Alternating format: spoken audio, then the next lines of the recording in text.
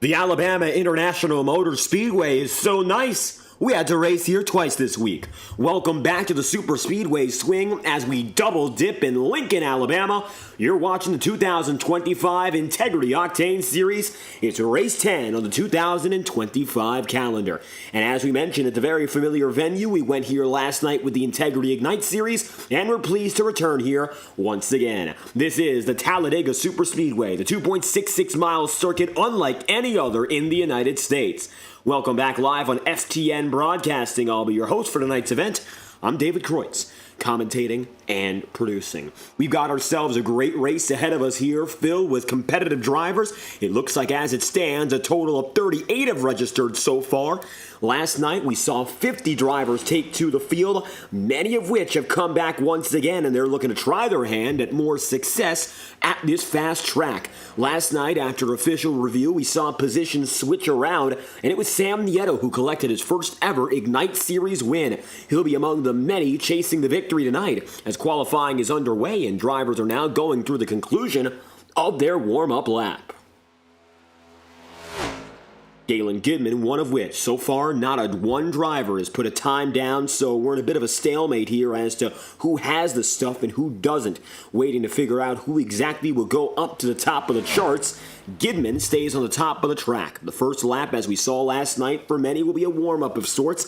Jared Davis decides to go all out and drop to the bottom. It's very likely this will be one of the fastest laps in the first half of the qualifying session. But with 3 minutes to spare, he might fall a little bit further down by virtue of this risky play early in the going. Davis is going to back it down once again to 180 miles an hour. SuperSpeedway pace, as a single car driver anyway, a lot slower than what we're going to see as the night goes on. Davis comes across the line. Nicholas Ward now has the provisional pole position. But these first laps are not going to hold a candle to the quick times taken on the day. Ward now makes it down the back straightaway, 0.06 of a second ahead of Ryan Potter. Cody Smith gets up to third. Jared Davis goes P3 that time by. Davis looking for a faster lap, and there he goes. Matt Jonas as well. Ethan Lane getting up to P5 at the end of his lap. He's cooling it down as we speak. Nicholas Ward coming across the line for his second and final as the 96 of Gallagher heads to the top. And to the point, Gallagher makes it through. Immediately thereafter, Nicholas Ward goes at it again. Josh Gallagher, that is, collecting the pole position. 14 1,000ths back. Ward in second. Nolan Potter third. Jared Davis in fourth. Zach Scrintinel P5 as it stands. It looks like Zach right now taking an extra lap. We'll see if it works out for any gains. 1 minute and 40 seconds left on the clock. Time still to improve as Ryan Bean heads up to the top. That's a 53.318, the quick time now for all drivers. Birthday yesterday, potentially the pole position today. Eric McFarland usurps that time. Eric goes quickest and then gets passed by Paul Mikulicek. Paul gets up to P1, and he does so quickly. He's got the fast time now, a 53.274. Up on the board by 31 1,000ths of a second. Paul goes up to the top. Brent McClendon able to split between he and McFarland to go second.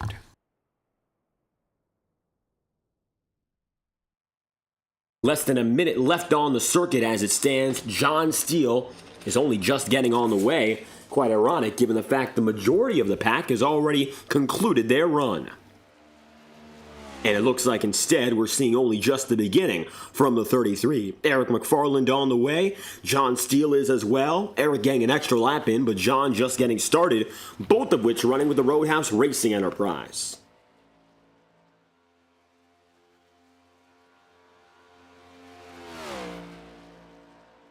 22 seconds left on the clock. We've seen 31 drivers take a time. Tom Wetmore, one of which, he goes up to fifth on that second and final lap.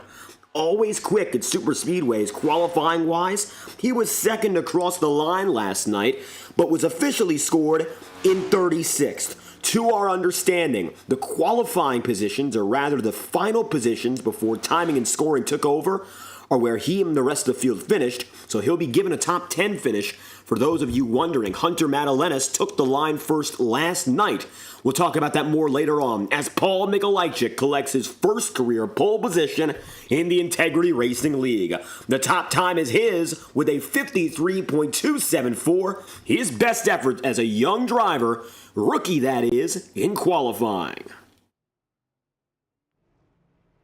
Mikolajczyk getting the top honors today, and another first-timer on the front row will be beside him in Brent McClendon. In familiarity, perhaps at the top of the board.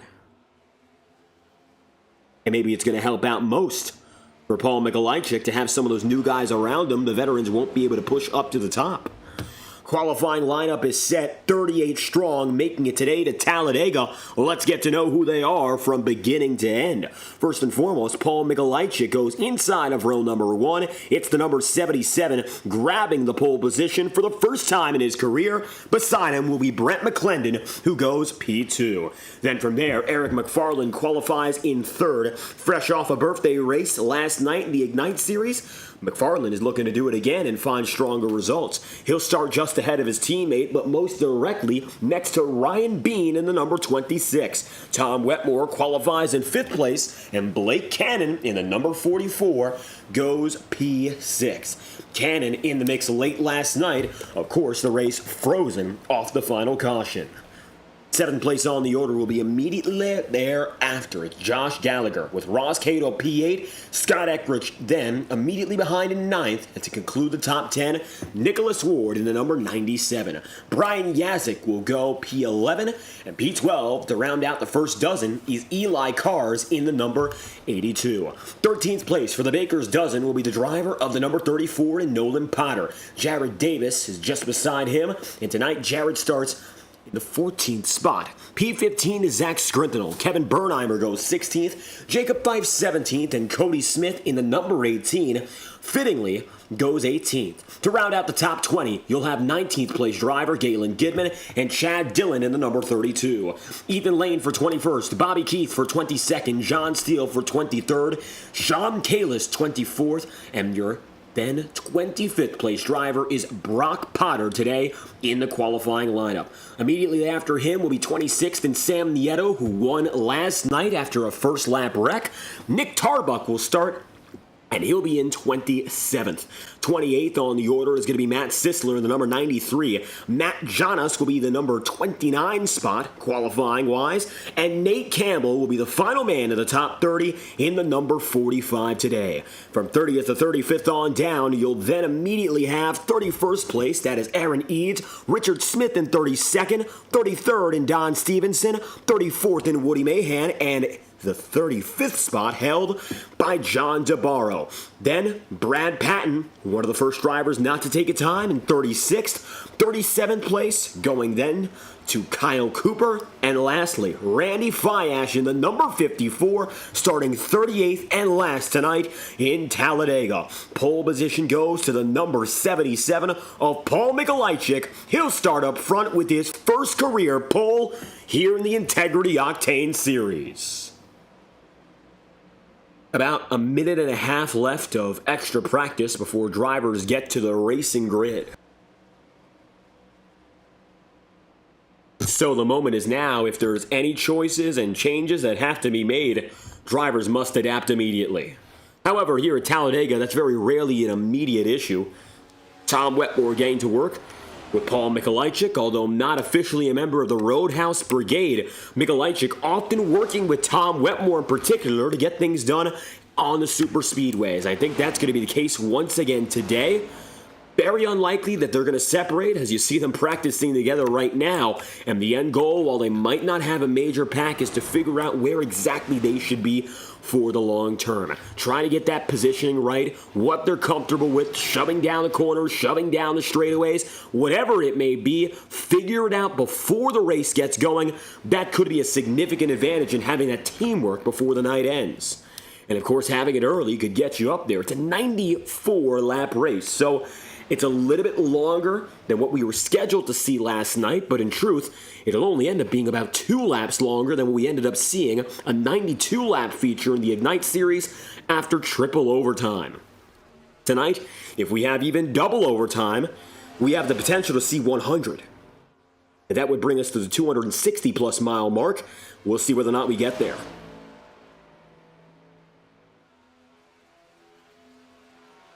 Drivers still taking their times. Brock Potter on pit road, but you could see some going backwards as qualifying and practice have concluded. Tonight, Paul Mikolajczyk gains control, and for the first time in his Octane Series career, he is looking to lead the field to the green flag.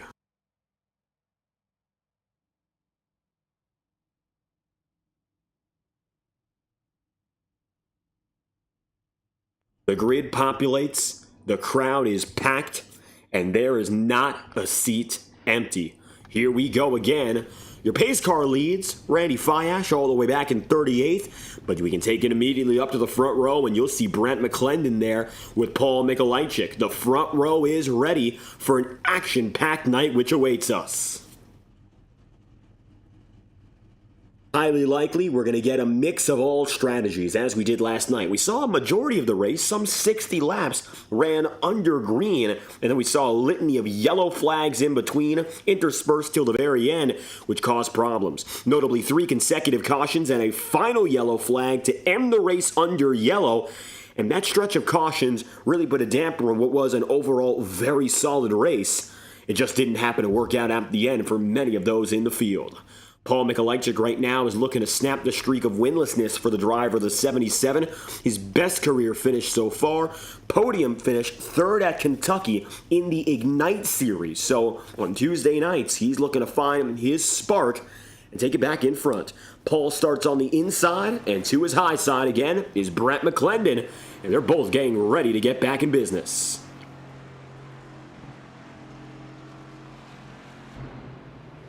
Mikolajczyk down low, and he'll have the support of Eric McFarland here.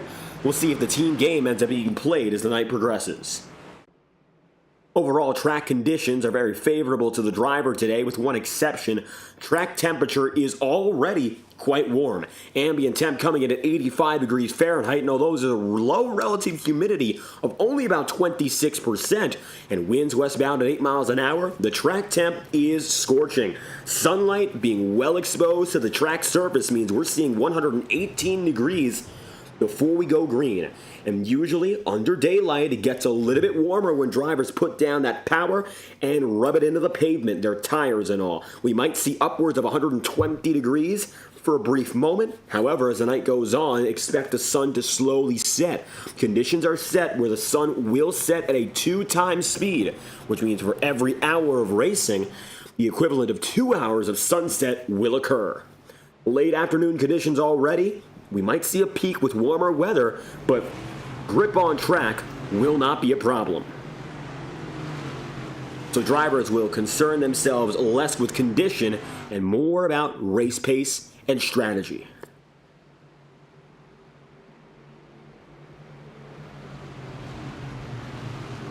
Coming to 1 lap to green, and less than that now. Only be a tri-oval, and an extended one at that in Talladega as the iRacing pace car lets go and lets Paul Mikolajczyk take the reins.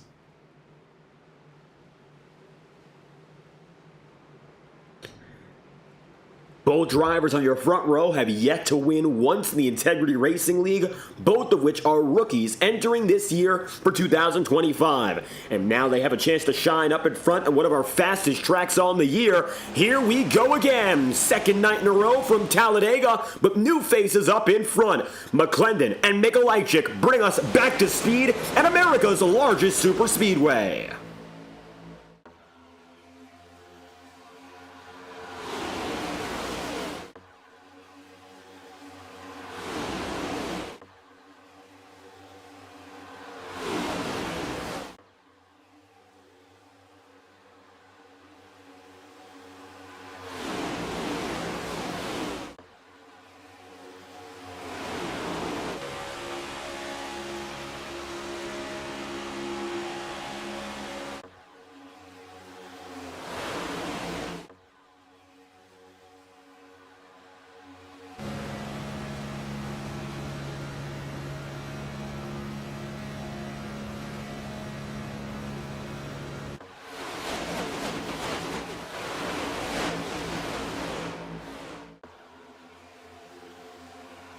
As we pass our opening lap, Blake Cannon surges to the race lead using the inside, and he gets himself all the way in front. Parachuting back, though, Paul Mikolajczyk takes control again. A lot of time on the table today. We said it last night early on that we're expecting a different attitude in the beginning of this race compared to the end. But with 94 laps, not just 80, but instead 94, really don't expect to see these drivers all out with respect to their aggression. Playing a calmer round is the best way to go in these opening laps, and I think it's evident now as drivers are maybe a little less inclined to snatch the race lead. Mikolajczyk led down the back straightaway, but swiftly falls back to 5th at the start-finish line. Brett McClendon and Nicholas Ward instead go side-by-side at the line. Ward was able to get the edge by about 2 1/1000ths of a second.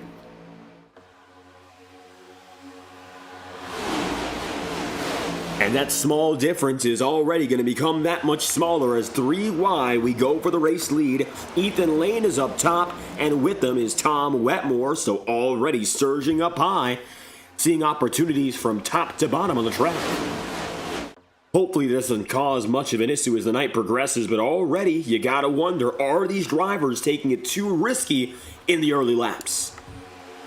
That question's going to be asked all night long, of course, and I think we're seeing it already, but you have to wonder, is this going to be the way the race ends? 3 wide, going at it, fighting for the win? And is it the right thing for these drivers to do, perhaps to be practicing that style of racing so early? Right now, it looks like the majority of the field is comfortable. Ethan Lane, of course, surging out to the race lead, and he's going to be pushed out by Tom Wetmore. Both of these two guys looking comfortable at it. Ethan Lane now going to find himself firmly up in front. Wetmore splits to the bottom, takes Cody Smith with him. And so quickly, these two go from working to the point to against each other at front. 3 wide, Sam Nieto. Sam looking once again to lead. A reminder tonight, he qualified 26th. Last night he started in 5th and was involved in a lap 1 incident, so that was the problem for him, but was still able to win as he rebounded over the course of our 3 overtimes. But tonight, well, qualifying just didn't go his way. Maybe it was better because he had a wreck early up in front last night, and instead he chose to charge from the back to get here. And Nieto showing no sign of hesitation right now. He's got himself up and away. Sam for second, 3 wide. Paul Mikolajczyk is with Tom Wetmore. Lane has gone from 21st up to 1st to this point. Nieto 26th to 3rd, 18th to 4th for Cody Smith, all of which significant gains. Ethan right now has a perfect opportunity to keep himself up in front and defend the high side, although he was enticed to go down there with Tom Wetmore when Wetmore split from him. The problem becomes whether or not Lane is already setting a risky example for the field, and perhaps for himself. You gotta think about it now that with so much time on the table, if you're going out there and chasing every lap like it's the last, eventually problems will rise. Drivers make mistakes, no matter the circumstance. Maybe the only exception of that mentality was when we went 100 laps under green at Talladega in the Ignite Series in 2023, but that was a very rare exception, and it happened by virtue of everyone in the field working together all night long. It could happen again, but don't bet on it because even 94 laps under green is a hard task in Talladega. Across the line once more, it is still Tom Wetmore.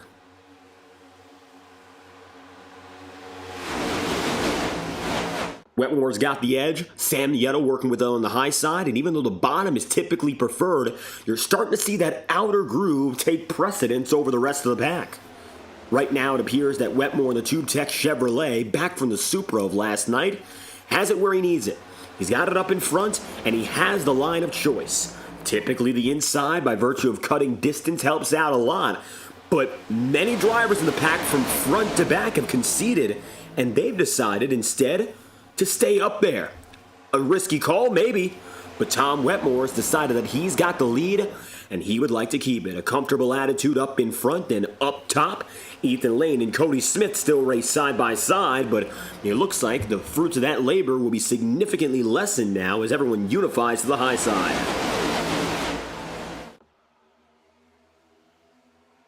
2x2. From Brad Patton on down. Brad has gotten himself much better position than where he was previously. And of course, again, he qualified 36th, and that's because he chose not to take a time. Of all the drivers so far today that have not taken a time, he is the highest up in position, but 2 of which are in the top 10 race. John Navarro last time by was scored in 11th, so just because he didn't take a qualifying time does not mean he's a slouch. Instead, he's gotten himself up in front and is only chasing after Patton. Brad leads the inside groove overall at the line. He'll be scored just behind the leaders. 4th place that time through. So Brad has made up more than 30 positions already in the opening 9 laps. Patton looks high, Wetmore looks low. Paul Mikolajczyk decides to block Patton instead of staying with his typical drafting partner in Wetmore. This will give both Tom and Paul an opportunity to control both lanes. And that is an opportunity definitely worth taking in this circumstance. Cody Smith in the 18 looks back, and even though he is technically 3rd on the inside line, he's very far separate from those ahead of him. Cody right now 18th to 14th, no issue catching up, but that also means that the inside line is pulled back. Again, Mikolajczyk now has control. Tom Wetmore has conceded, he's gone down to the bottom, but Paul now has his place. And he continues to fend upon Brad Patton.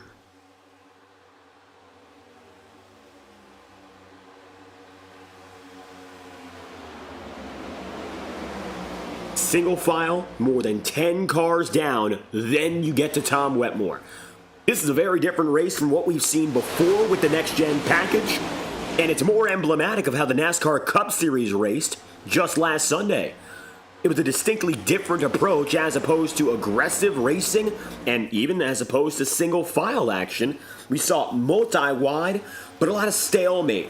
We didn't see a lot of active passes. Instead, the race came down in the most part to the final few moments, and we mean moments, that eventually gave way to an Austin Cindric win.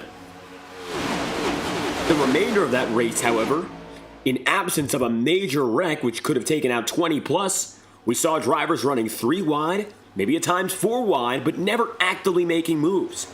Biding time, cutting laps down, and getting to the finish. That was the winning way in Talladega. Last time we went there, just within a week ago, at the time of this race.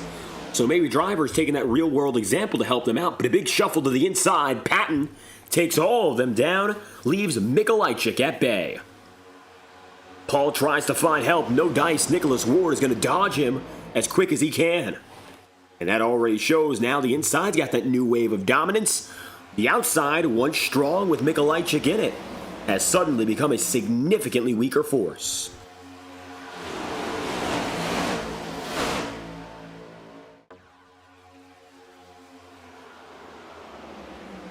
Double file now only accept the top 5. And a little bit of that triple wide racing further back. Ross Cato side by side quickly there, getting past with Chad Dillon. Eli Cars in the number 82 going up top. Cars last time by was scored in 6th, but he'll fall back now into the clutches of Blake Cannon. Side by side for position, Cannon gets down low, he'll take the spot. Blake 3 wide with multiple of those in back. You'll see the bottom half of the top 30 here. The front half remaining calmer. Brad Patton taking the race lead, going from 36th now up to 1st. And Patton is to the points. Driver spacing out. Yellow flag is out. Caution will fly. And we've got ourselves an incident. Trouble further on back. There's Kyle Cooper, but you'll see here Brock Potter slowed up, and he's getting back with him. First caution of the day, let's find out what happened. After 13 laps, we see early signs of trouble, and there you have it. The 34 of Nolan Potter turned, and Eli Cars, who was slowing down so quickly, ends up being involved as well. So take a look. He was 21st across the line. But then, he ends up on the top side with Zach Skrintenall. A little bit of contact gets him loose, maybe nudged by Richard Smith, and then ends up sent across the track again. Yazik makes contact with Nolan Potter, and the caution's out. 3 cars involved. Right now, Eli's trying to limp it back to pit road.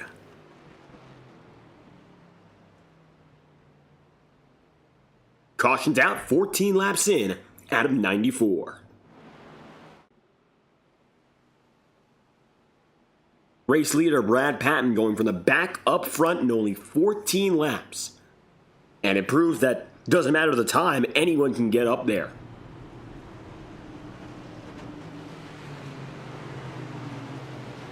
With 94 laps on the table, we'll see whether or not drivers decide to head down a pit road, as we'll have just under 80 laps remaining when we go green. Patton looking under the commitment line. The call on the field for the number 7 team is a resounding yes, and everyone comes down to pit road. Patton leads them. The field comes together, Brad Patton down and in, everyone getting service from beginning to end on the lineup.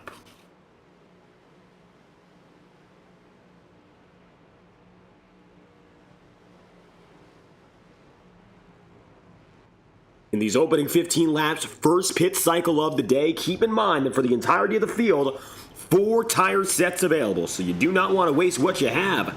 As drivers get back on the move, you'll see there, coming back out, Brad Patton, but nowhere near the fastest. At the line, Ethan Lane gets the win off pit road.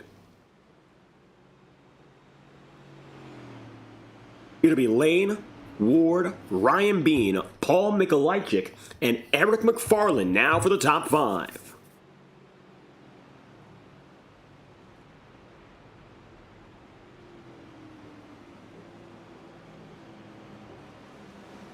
And to wrap up that top 10, Tom Wetmore, Brent McClendon, Ross Cato, Kevin Bernheimer, Jacob Fife in the 36.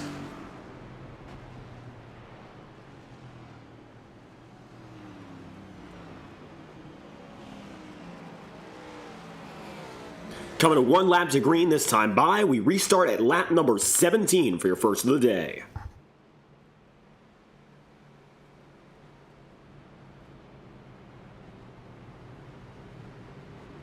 Ethan Lane opting to head down low with this one, and it looks like Nicholas Ward will then take the high side. Lane has gone from 21st up to 1st, and he found himself 20th place in qualifying last night. Once again, the mid-pack is where he's qualified, but as per usual, Ethan always finds a way up in front when it comes to that race pace. Tonight, looking to be no exception, but he's gotten it up to lead much quicker than he did last night. Took him the better part of 60-plus laps to get in the leading mix, but now, only about 15 laps in, he is to the points. Lane opting to go down and in once again, and a majority of the field decides to go through. Eric McFarland, he's going to decide to stay out. He'll be one of the exceptions. And it looks like with him, Ryan Bean and company. And you'll see Brent McClendon, the number 21, is the second of the holdouts. So a lot of drivers double dipping on a pit road. An interesting call, as they believe every lap will matter tonight. Now that's going to give Eric McFarland the top of the board. Qualified 3rd, he's now up 2 spots. In 2nd place overall, as he was in qualifying, is Brent McClendon. Wetmore opting to go in. He's going to find himself now behind Ryan Bean, so the second time by, Ryan is the winner off pit road.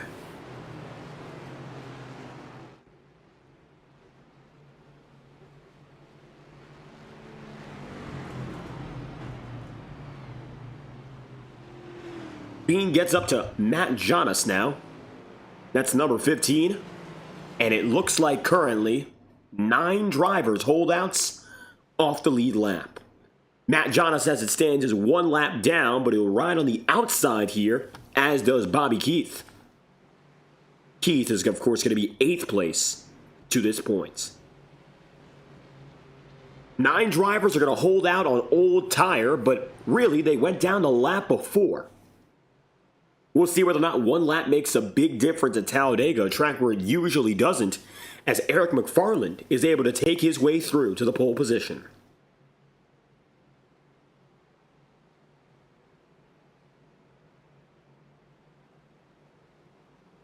Up high, Brant McClendon. Down low, Eric McFarland. And we're ready to get back to business.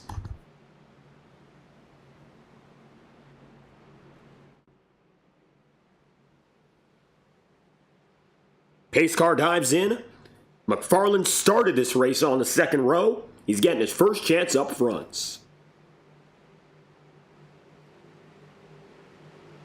Just 2 rows behind him, of course, is going to be his Roadhouse Racing teammate in Blake Cannon.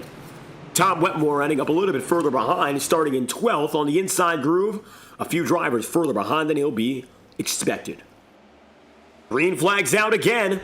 Here we go with Eric McFarland in control. Number 33 gets it on the bottom, the outside. Only 4 drivers there for now. Watch as drivers peel up top, such as the Roadhouse duo of Wetmore and honorary member for the day, Mikolajczyk.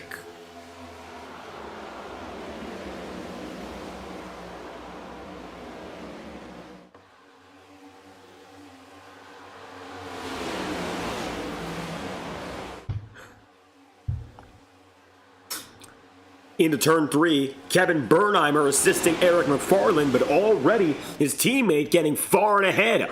Blake Cannon out and away. He's got Brent McClendon with him, and it's going to bring Blake up to the top of the board by himself.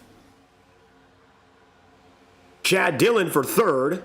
Sean Kalist at the line was 6th that time by.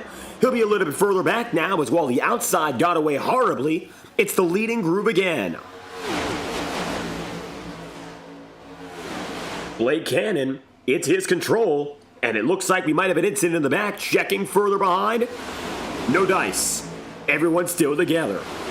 3 wide, however, a little bit further back, and maybe that's sending some signals. We're watching out to see if the yellow flag flies once more. First caution on the day involving Eli Cars, and he disconnects. And it looks like Matt Jonas disconnecting from the top 10 due to an internet failure. 3 wide now.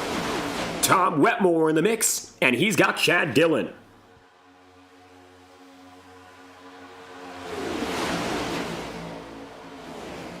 Middle groove gets a little bit more popular. Wetmore was alone, but it looks like now the outside is hung out to dry, so Tom gets to the bottom. Paul Mikolajczyk, temporarily speaking anyway, he leads the higher groove only to get out of it. That leaves Nate Campbell isolated himself. Campbell in the 45 having a remarkable rookie season. And many of these drivers who are coming into the top 10 of the championship standings are coming in as brand new drivers, and that's something to note that will be notable all season long. Not only did they show up strong at a race like Daytona, where yes, veteran Tom Wetmore was able to win, but it's been that consistency ever since that point that has kept every driver on their toes. Right now, as it stands, Nate Campbell is your championship leader by 35 points. After 9 complete races, the rookie is on top. Furthermore, Scott Eckridge comes into the day 3rd in the championship standings. He runs right now at about 20th. And then you'll have another rookie further back, Nolan Potter, 11th in the standings. The new drivers have been cutting the leaders and the veterans no slack so far this season. Eckridge, by no means, is a slouch himself. Paul Mikolajczyk, a rookie as well, leading this race as we speak. And 63 thousandths of a second back that time by was Eric McFarland. He's playing that role of the pusher up in front. Coming to lap number 21, getting closer and closer now to a quarter of the way through this race. From 80 laps to 94, some of these drivers coming out of the Integrity Ignite Series race, and that's sort of acted as their practice to go at it again here in Alabama. Now, undeniably, the next-gen car is very different from the Xfinity car. You cannot directly compare them. However, the track remaining the same and the plate racing style being so similar, contingent on the track, any driver can take those notes from one car and most often, with the same drivers around them, take that experience as a learning experience for what's next. And I think that's what's going on right now for those up in front, including Mikolajczyk. Taking last night as preparation for today has helped out significantly.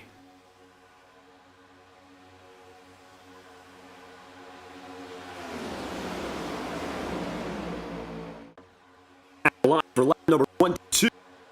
It's still going to be Mikolajczyk up ahead. The outside line is taking control, and it looks like today the top group has done a wonderful job of breaking out. And most drivers preferring to lead up top as opposed to going down to the bottom. It's not something we always see, but it has been happening today as a more consistent trend. Maybe it seemed to be coincidental to begin with, but with more and more drivers running more and more laps, it is evident now that there is a pattern and a preference on the racing circuit, and it's going to be impactful until the checkered flag falls.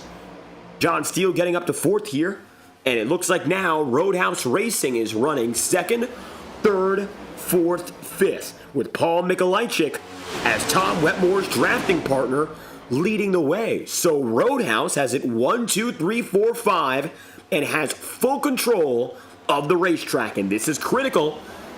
Strength in numbers is everything at Talladega. And it happened once again. Now it all depends on whether or not you know how to use those numbers wisely.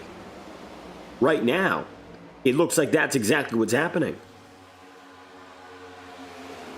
The number 77 of Paul Mikolajczyk has the race lead here, and this comes from connecting based on where they were on the restart. Some of them were on the inside, some of which were on the outside, and they were separated by many a position. For the time being, of course, it looks like a perfect lineup, but it all comes down to working and communicating rapidly to get to this point. We've seen teams bring 5 to 6 cars to Talladega and not outright dominate. But when you have so many teammates, it becomes so much easier to do so. And it looks like right now that textbook play is keeping Mikolajczyk up in front, and all of those behind him, well, they're just going to be watching, and they are at the mercy of the Roadhouse Brigade up and ahead. Take a look behind the 77 of Mikolajczyk, and you'll see how sweet it is up in front.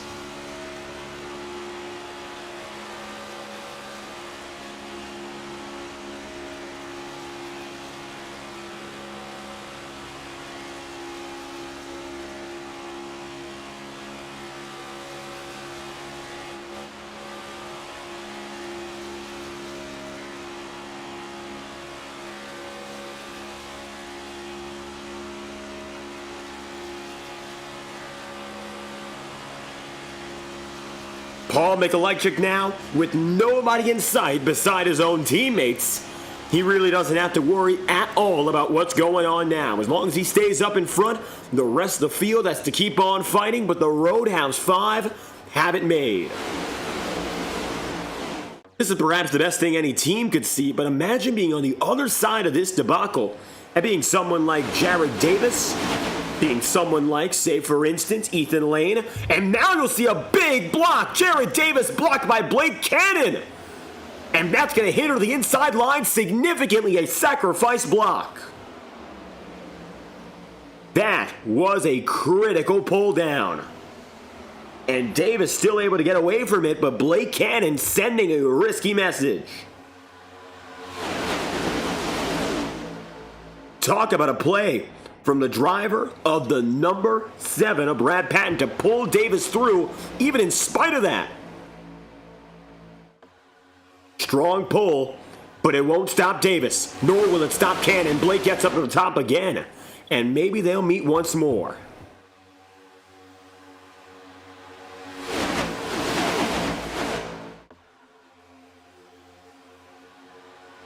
Paul Mikolajczyk still to the point here, but the first real threat to his dominance is at stake. Mikolajczyk runs down the back straightaway, and to the inside is going to be now Patton again with Davis. This time they'll be significantly closer.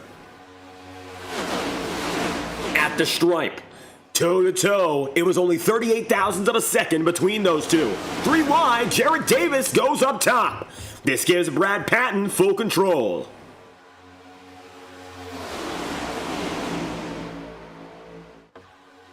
And as it becomes another 3-wide fight so briefly, the middle splits and the inside and outside become dominant factors. The number 7 of Brad Patton Goes up high to the ceiling once more. Ethan Lane keeps it up top and goes with them. And now the Roadhouse Racing guys, after a period of dominance, have been curbed. Patton up to the point, and he and Ethan Lane, not Jared Davis, do it together. This gives Ethan the positions he needs up in front. Coming to lap number 28. 94 laps on the table today. A multi-stop strategy would have been required to begin with. We're only expecting about 20 more laps until the field heads down once again, if we stay under green. With the first pit cycle happening so early, it keeps these guys off cycle, and it means we might see 3 pit stops overall. Matt Sisler to the inside, and he's got it hanging down low. Kevin Bernheimer now pushing. Mind you, Matt does have a little bit of damage. And it looks like Blake Cannon is going to go into the inside, and perhaps it'll help him out. You can't have a driver with that damage leading the draft. 3 wide, Matt Sisler in the middle. And that parachute front end is going to be a significant deficit and detriment for Matt, all things considered. Although he's doing a good job of hanging on to it right now, someone like Jared Davis sees a big block from Blake Cannon. It's the 3rd in the last 2 nights. Blake has had no reservations over pulling these strong plays consistently. How about that? Nicholas Ward, unfortunately, back to the garage, and it seems like another mechanical failure, 2nd consecutive on the week. But I'll tell you what, we have been avoiding disaster by the skin of our teeth, time and time again. It's a tremendous challenge for someone like Cannon to make those blocks, and while I do, to some extent, commend the confidence, I'll tell you what, the field cannot be happy. And I think especially after what we saw last night, where he pulled perhaps the riskiest block we have seen in Integrity SuperSpeedway Racing in this half-decade. I mean, the way he's doing it once again, he's got the confidence, and that is commendable, yes, but I don't think he's doing it the right way. Those risky blocks are going to end up hurting someone on track, and it's going to end up being everyone. Nevertheless, right now, Roadhouse has a majority of the middle, some of the top. They've got nothing on the bottom. Brad Patton has the lead. You really have to think about it in the long term, although it's exciting to see those aggressive movements. Sometimes it is not all that. Brad Patton across the line again.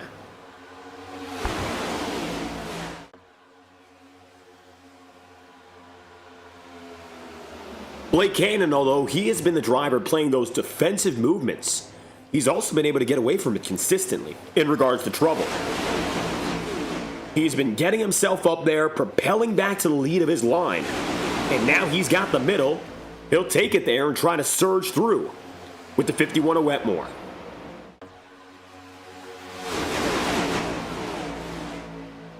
Brad Patton on the top side still has the lead, but it looks like if Roadhouse is going to mount a charge, it's going to be second row, if anything.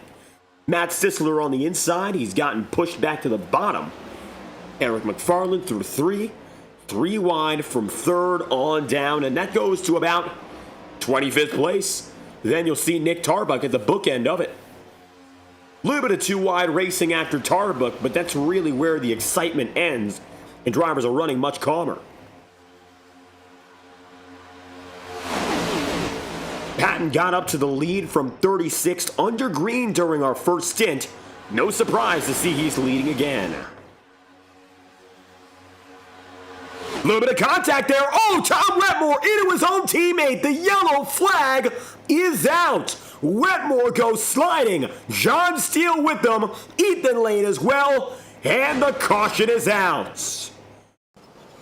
Smoke. And a billowed field.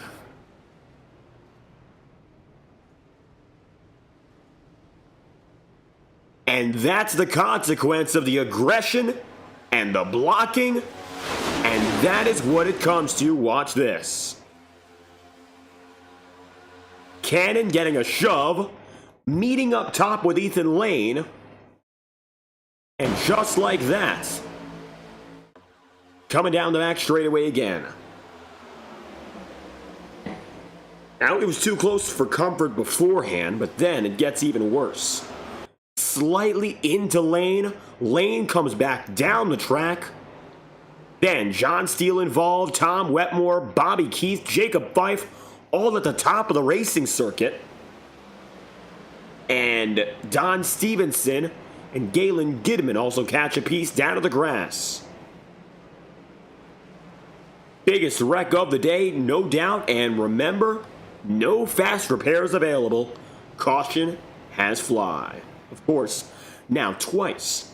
And it'll fly now as we go at it. Lap number 33, we're under pacing. Let's see what the field does.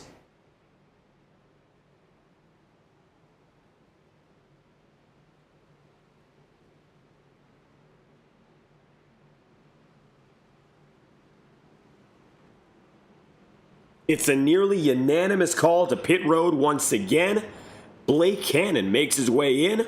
Rest of the field is going to follow. Let's see what happens next. Second pit stop cycle of the day. Nicholas Ward seeing smoke billowing out of the engine. Unfortunately for him, that looks to be the end of his race. On the way now, Blake Cannon. And he's going to be the winner off pit road by a wide margin. Just after him, you'll see Jared Davis and Sam Nieto. Anthony DeBarro goes up there, 61 for 4th. Ryan Potter 5th. Aaron Eads is in the top 5. With Nolan Potter, Nate Campbell, Ryan Bean, Brad Patton, and Paul Mikolajczyk making up the remainder of the top 10 as drivers come off pit road. Blake Cannon, your race leader once again.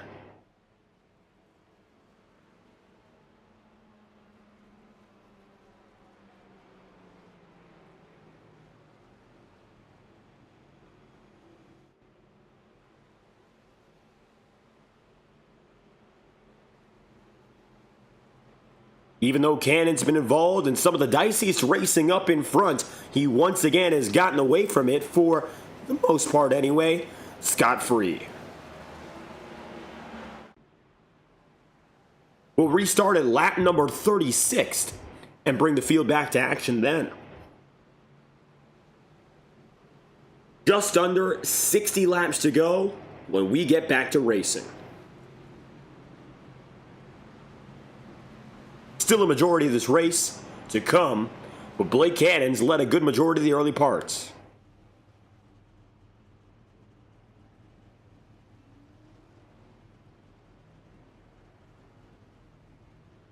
John DeBarro getting up to the P4, of course, 4th place, 35th up to 4th for him, up 31 places so far.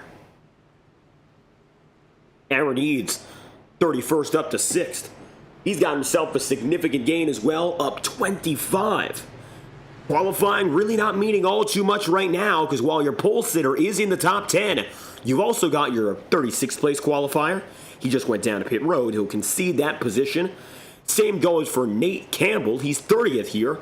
31st place qualifier, your 35th place qualifier, and your 26th place qualifier. All of which up in front and ahead of Mikolajczyk, who qualified P1. Qualifying position is not everything, and it's showing already.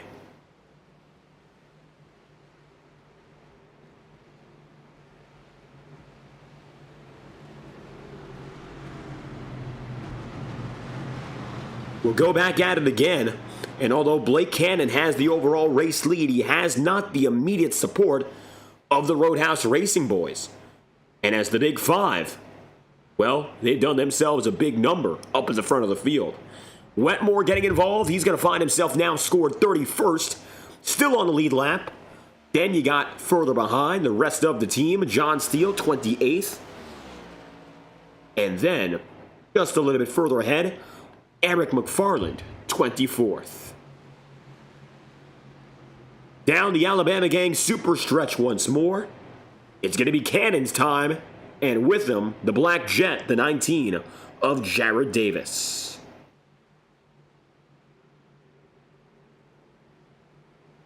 Two by two, getting ready to restart.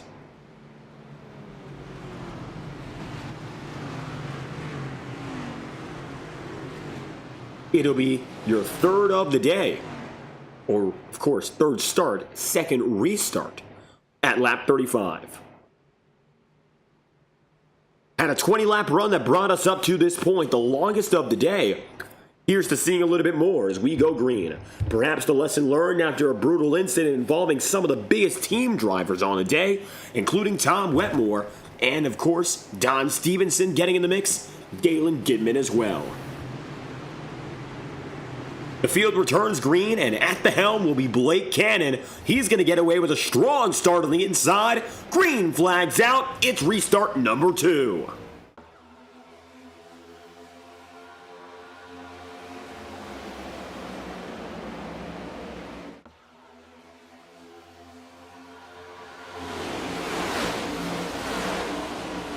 Cannon gets himself up in front. The inside line is going to stay right there with them. The outside now led by a new face in the 34 of Nolan Potter, Ryan Bean, Paul Mikolajczyk up on the top side, all of which are coming together as well. And now the inside groove, contrary to the early 30 laps, has the momentum. The outside, well, it's swapped in, and it looks like the low groove has it made.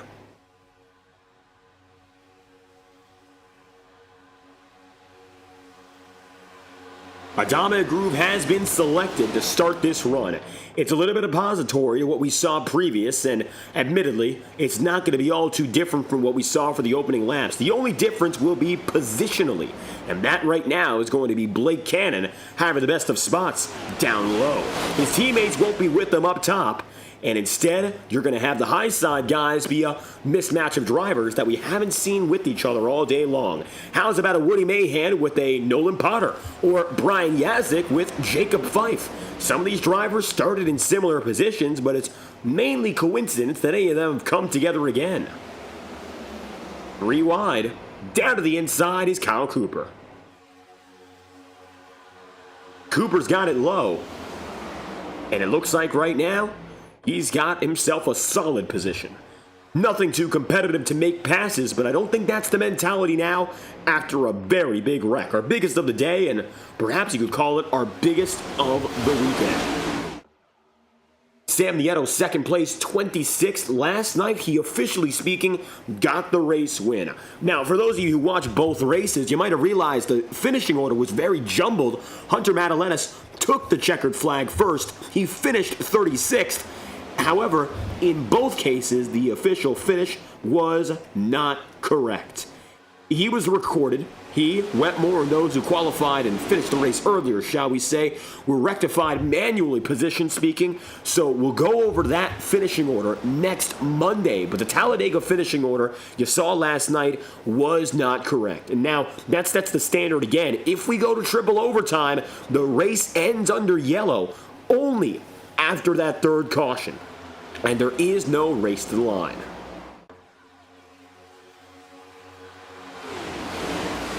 Blake Cannon, 6th up to 1st. And he's got himself that lead, about 6 cars of defense, going back down to John DeBarro. DeBarro now gaining 29 with a big shove up to Cannon. Blake Cannon turns the 44 to the inside, and alone he'll come back up the circuit. The caution is out. Big hit. Caution flies. Here's a look.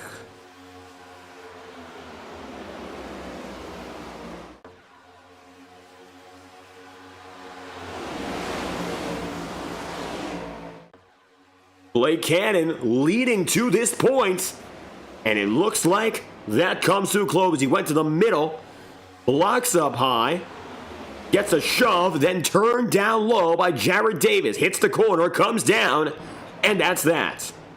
Spinning down and in. And as he comes back up the circuit, you see further trouble.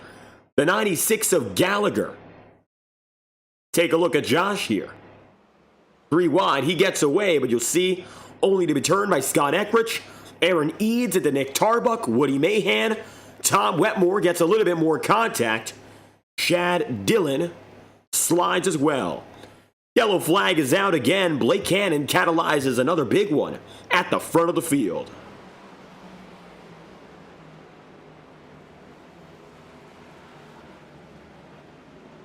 40 laps in out of 94. And that is your third caution of the day. Looks like quicker than previous anyhow. We see trouble.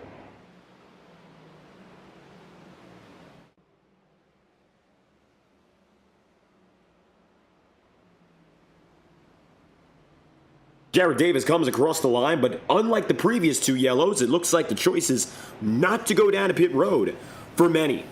Ryan Bean just opted to go in, or rather, another green spoiler driver did, which means that Bean stays out, but you'll look at a few others that go through. Scott Eckridge, not one of which, 3 wide at the line there. Pit road is busy. Matt Sisler was the man we spoke of. Josh Gallagher comes in, as does Tom Wetmore and Brad Patton. But otherwise, the majority of the pack opts to stay out here. 29 on the lead lap. After that incident, Aaron Eads, the last of which.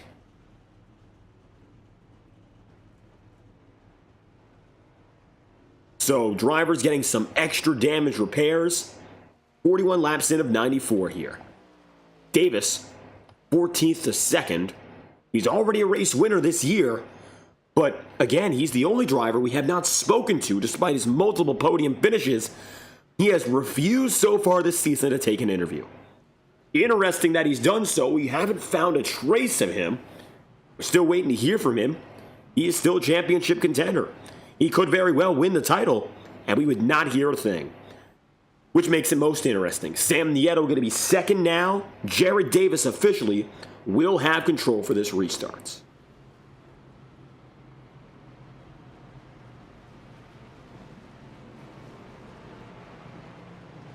Restart at lap number 43. Paul Mikolajczyk, 3rd place now, getting back up in front.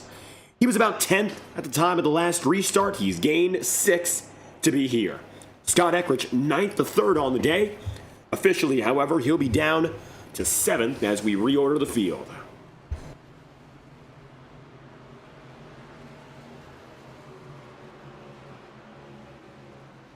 Cody Smith, P8. Eric McFarland, 9th. Nolan Potter rounds out the top 10.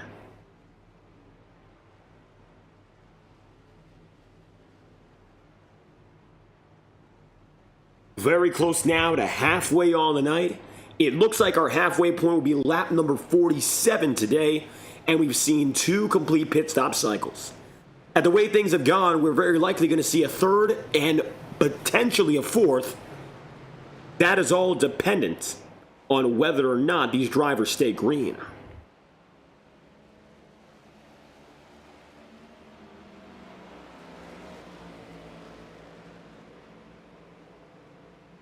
Double file this time by Jared Davis. For the first time, will have control.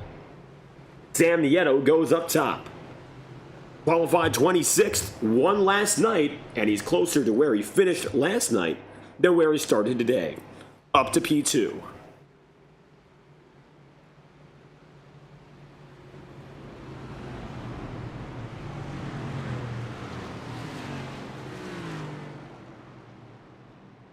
Kyle Cooper back in the fight for the top 5. Last time across the line, he came in 5th. So he should be good to go to stay up there. 3rd row on the inside. To his outside is Ryan Bean. Cooper, 37th to 5th. One of the biggest movers on the day. The last to first challenge, as it stands, still could happen. 38th to 22nd. Randy Fiash hasn't made any major waves just yet. But Fiash is still in this race and holds on to a very clean number 54 as we approach our 3rd restart.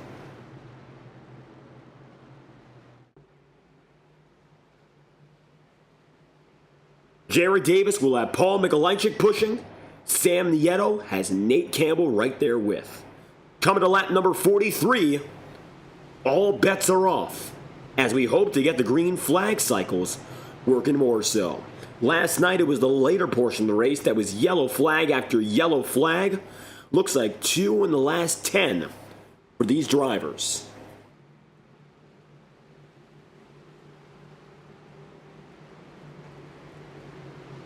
Here we go again, with Davis and Nieto in control. 28 on the lead lap, the last of which is Ethan Lane officially speaking. You'll see him there in the number 6 down to the inside. Green flag's out for your third restart of the day. Davis gets the ball rolling. Sam Nieto is right behind. Green flag's out for restart number 3.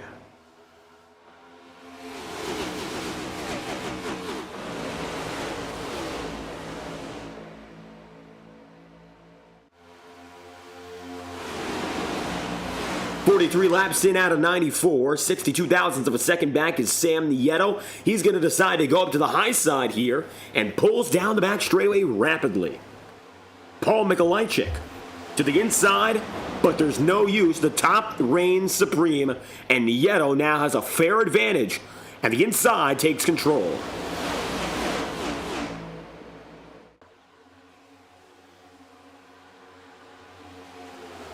Sam is single file, the inside reigns on top. Jared Davis heads down to pit road, and it looks like he heads in rapidly. This could be a penalty call, as it looks like an unexpected, unplanned pit stop for the 19 team, and we'll see whether or not he's going to be held and slowed down, or if it's service. But it's very likely it is the former rather than the latter, as he looked to be good on his strategy calls. Stop and go penalty. Jared Davis back on the way, but he's going to be far out of the pack, as Sam Nieto leads Nate Campbell. Cody Smith stays with Nolan Potter. Scott Eckrich, 6th place. Paul Mikolajczyk now in 7th. P8, John DeBarro and Kyle Cooper from 2nd to last up to 9th. A lot of drivers here who qualified outside the top 30 working together, also including Don Stevenson, 33rd to 10th.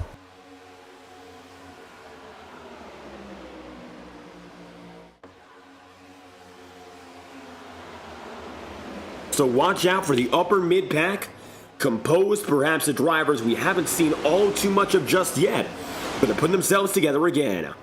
Sam Nieto working down the back straightaway here on the low groove. For the first 20-plus laps, it was the outside that reigned supreme, but it looks like now the bottom has more control than anything else, and the low groove persists, backed by Campbell and by Ryan Bean alike.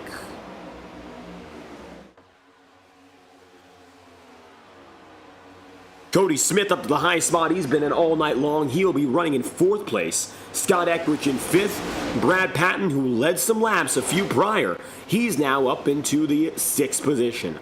Brad getting himself closer and closer to the lead again. He's now gained 30 on the day from beginning to this point. Once again, closing in on the top spot, but it'll take a little bit more than riding on the inside to get him there. Yellow flag is out. Looks like the 23 of Richard Smith with trouble, and multiple drivers here burning it up across the start-finish line. It was the second pack that causes problems. John Steele sending Richard Smith up the circuit and then making cut with Randy Fiash and Josh Gallagher in the 96. 3-car wreck for your 4th of the day.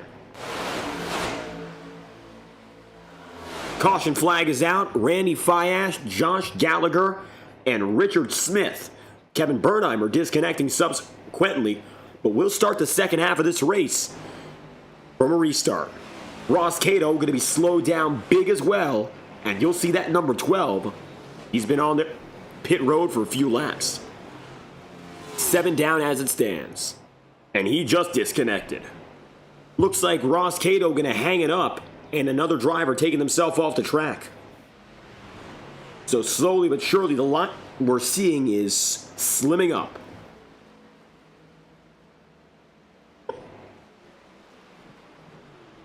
Sam Nieto catching up now to Nate Campbell.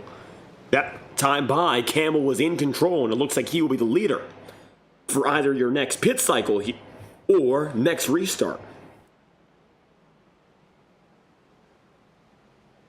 The call on the field will be made by either he or Sam Nieto, and you'll see Sam up in front again.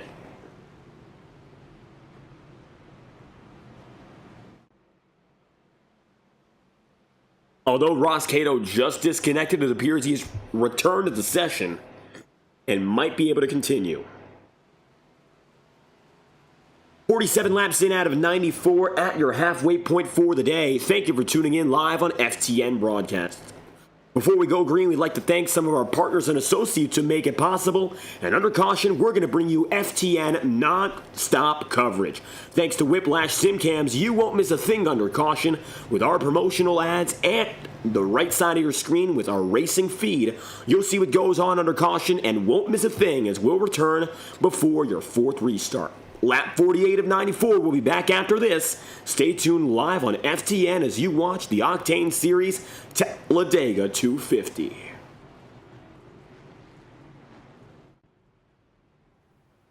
This message is brought to you by the rebrand of Throttle Graphics and Designs.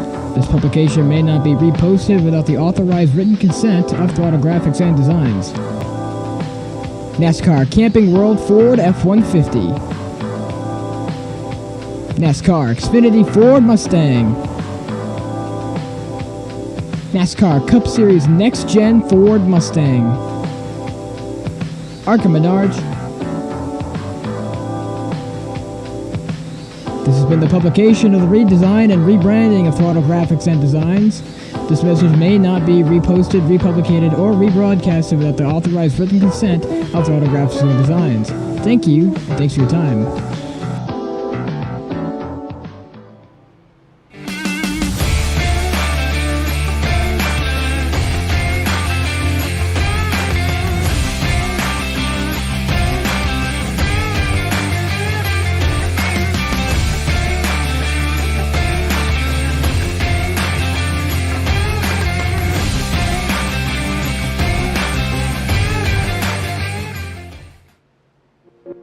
Boundless makes its presence felt.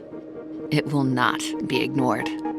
We're helping turn ideas into reality with a wealth of building products that take every architectural style to the next level. This is what it's like to imagine, build, and transform anything we want into exactly what we seek. This is what it means to be boundless.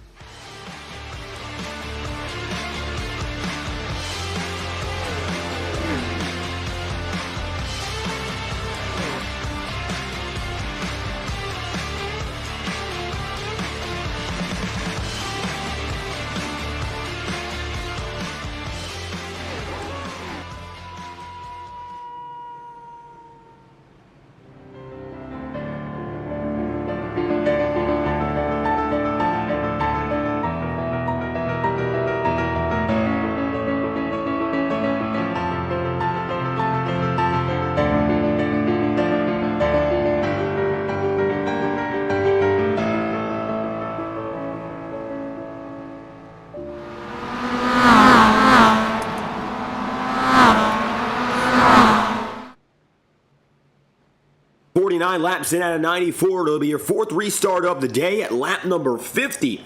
Rest assured, the first half of this race has now come and gone. We'll get back to business. Richard Smith retiring for the day with 45 laps to go. All things considered, we might see a slow escalation in racing attitudes, but we've already had ourselves 4 cautions so far, so maybe we should say we've seen enough to back it down.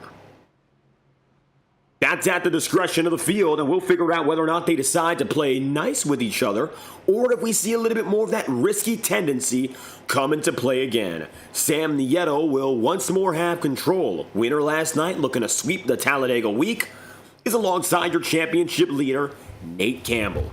Campbell in the 45 will get back to business.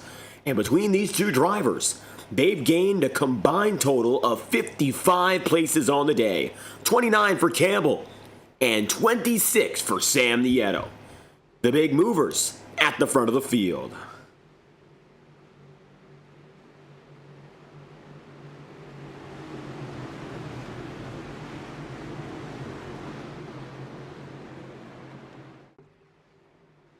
Sam Nieto's got it ready to roll, and he's going to be back in business. Green flag's out. Number 2 gets a launch. Outside is Nate Campbell. And the 45 stays side by side as we go through 1.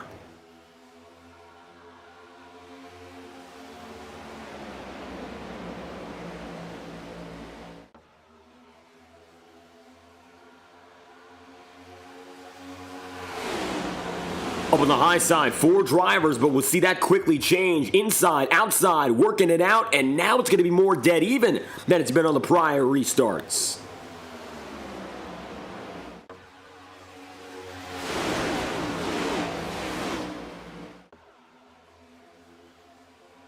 Dead heat. Nate Campbell up high. And it looks like now Brad Patton going to be pushing.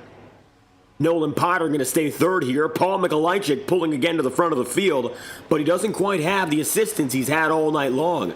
Keep in mind that Tom Wetmore is still trying to recover from multiple instances of contact. He's right now in 24th. You got Blake Cannon, one to mention. The number 44 tonight's been up and down the order and currently finds himself on the workup again. But it's going to be tricky because he and many others, such as Eric McFarland, have been involved in contact. McFarland now finds himself alone and can't even get up to the head of the pack.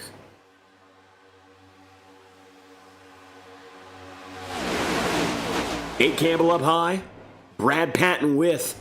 Down low is Sam Nieto. Dead even once again.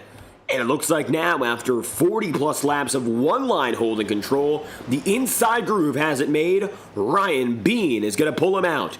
Nieto to the point once again. Nieto's been able to take it up high and down low at will. And now, with that push on the bottom, he's got control once more. Ryan Bean, second place. Matt Sisler in third. Nate Campbell fourth. Brock Potter in fifth. Of the top 5, 4 of which qualified 25th or lower. The one exception is Ryan Bean, who started in 4th today. Everyone else up in this mix, they've spent a long time charging up to this point. They're not looking to waste an opportunity now. That victory could be on the horizon. Paul Mikolajczyk remains the leader of the high side. He's been in this position multiple times, some of which more favorable than others. And previously having that work experience with Tom Wetmore, John Steele, and Eric McFarland. When those guys are together, all of which make things happen and make it happen fast. But now that they've been separated once again, and Mikolajczyk finds himself rather lonely at the head of the field, he'll have to submit to the will of Nate Campbell. Campbell, the championship points leader, up 35 on Nick Tarbuck, has once again taken the advantage. Nieto still keeps him at bay, but only just as Ryan Bean jumps up high. That's going to send Sam Nieto shifting down the order. Advantage is Bean, and he's going to have it briefly now with Nate Campbell.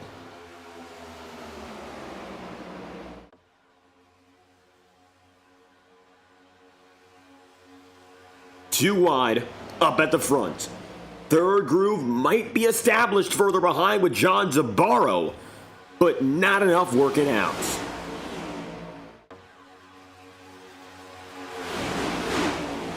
.42 laps remaining. Sam Nieto trying to make it through on the inside groove here. And he's been working it low. Matt Sisler and company with Nate Campbell up top. Ryan Bean has Campbell just behind. Paul Mikolajczyk looks a little bit higher. That's going to take the outside up to the ceiling. 31st up to 10th. That's Aaron Eads in the 88s.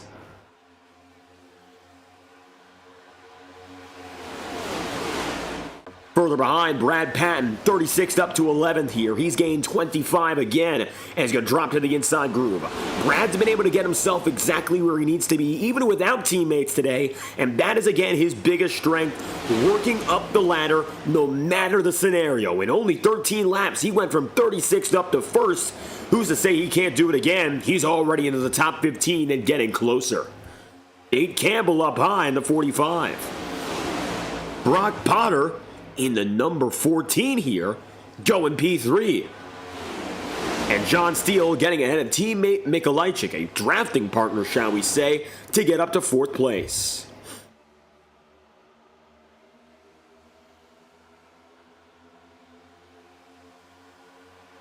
Nate Campbell 3 wide again.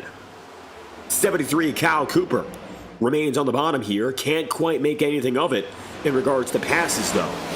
And we'll see whether or not 3 wide turns out to be a stalemate further behind or if it leads to being the catalyst for more incident. Right now, though, there really isn't any incentive to race aggressively further back, as the bottom groove has taken hold and Sam Nieto has that stranglehold on the field.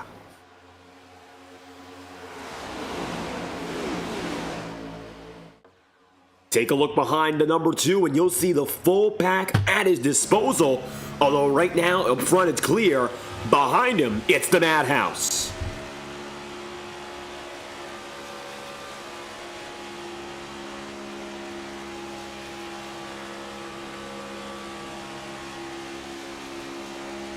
Matt Sisler getting up to Sam's bumper, but he has shown no signs of decommitting from the inside groove. As a matter of fact, he's only gotten more persistent in using that line to get him up through the ladder here. It's gotten him up to second, and now it looks like he's going to keep Sam Nieto in good company. All the while, Ethan Lane tries to make the high side work again to take the lead for his own. Only 3 drivers on the immediate outside. And that includes John DeBarro and, of course, Brad Patton. Patton now going to be able to surge hard enough to get Ethan Lane the lead.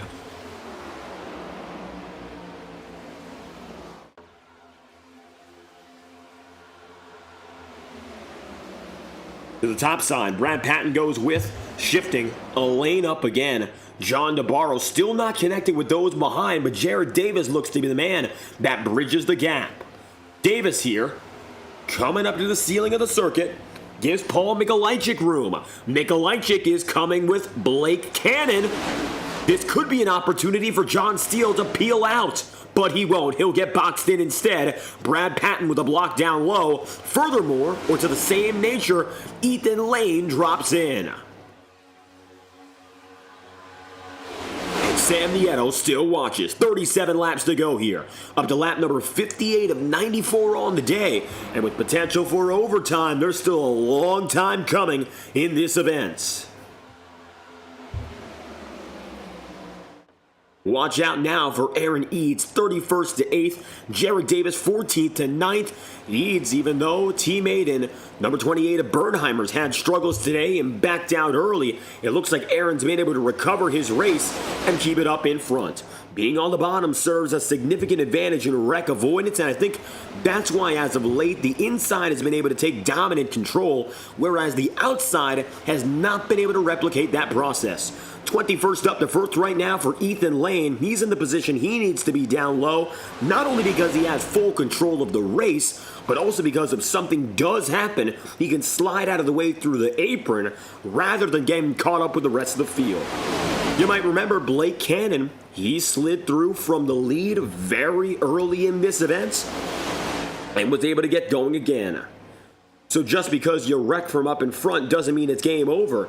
You have to position yourself proper to make it all count. There again is Cody Smith in the 18. Looks like at the line he'll be about 18th. Officially scored at the 18th position again, exactly where he qualified. In a day of 18s for that number 18 driver, it appears, backed again by Next Level Racing, and with 35 laps to go, we'd like to thank our premier partners for the Integrity Racing League, both the veteran in Next Level Racing and the brand new partner in Sim Motion. If you visit one of these websites, any of these two, in fact, you can gain big discounts with Integrity's Racing League. That's right, visit nextlevelracing.com. Use promo code INTEGRITY24 and save 5% off checkout for all items with Next Level Racing. For high-quality sim racing performance products meant for dedicated sim racers who deserve nothing but the best. No better place to go than nextlevelracing.com. Additionally, if you would like to check out what's going on with our new partner at SimMotion, no better place and no better time to than the here and now. Visit us.sim-motion.com, use promo code INTEGRITY, and save 5% off, of course, on all purchases. SimMotion joining up with the Integrity Racing League team for 2025 and beyond, a trusted sim racing vendor, and we are very proud to have them join the Integrity Racing League family. Thank you once again to SimMotion and Next Level Racing for your continued support. Back to the racing action. Jacob Fife further back. Looks like he's now about 20th as Ethan Lane has the overall race lead. Patton on the bottom. Paul Mikolajczyk, middle of 3. And it looks like he's going to get suckered up into the back end. Paul having no assistance is going to fade back big. Brian Yazik now seeing Ethan Lane falter slightly. John DeBarro gets the run on the inside. That'll give him the race lead.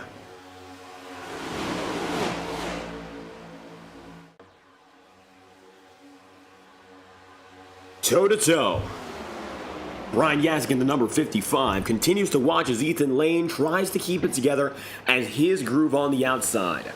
John DeBarro's gone from the ups and downs, but now has control not only of the inside, and that's the opposing lane, but of the race overall.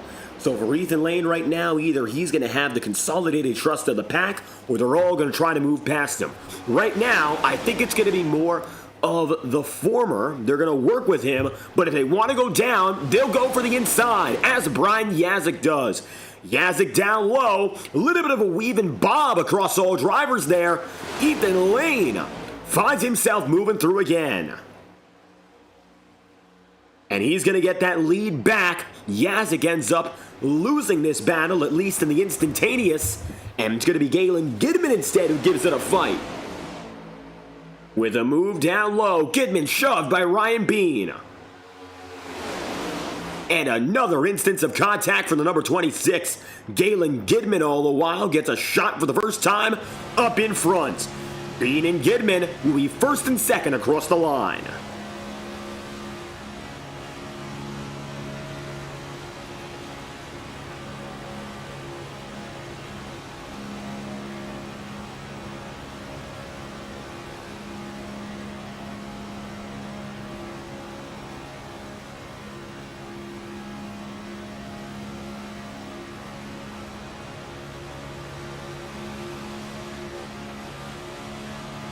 Down the back straightaway, Ryan Bean and Galen Gidman, and it's a surprising combination. That's to say the very least, but it appears now that this team is up in front, and they're looking to keep it that way. They might not work with each other on a race-by-race basis, but Gidman now has the lead as Sam Nieto did oh so dominantly. Sam Nieto now has fallen back, by the way, to the 13th place. Still with this main pack, but he is behind. 31 laps to go, and it's going to become 30 this time by the final stretches ahead of us.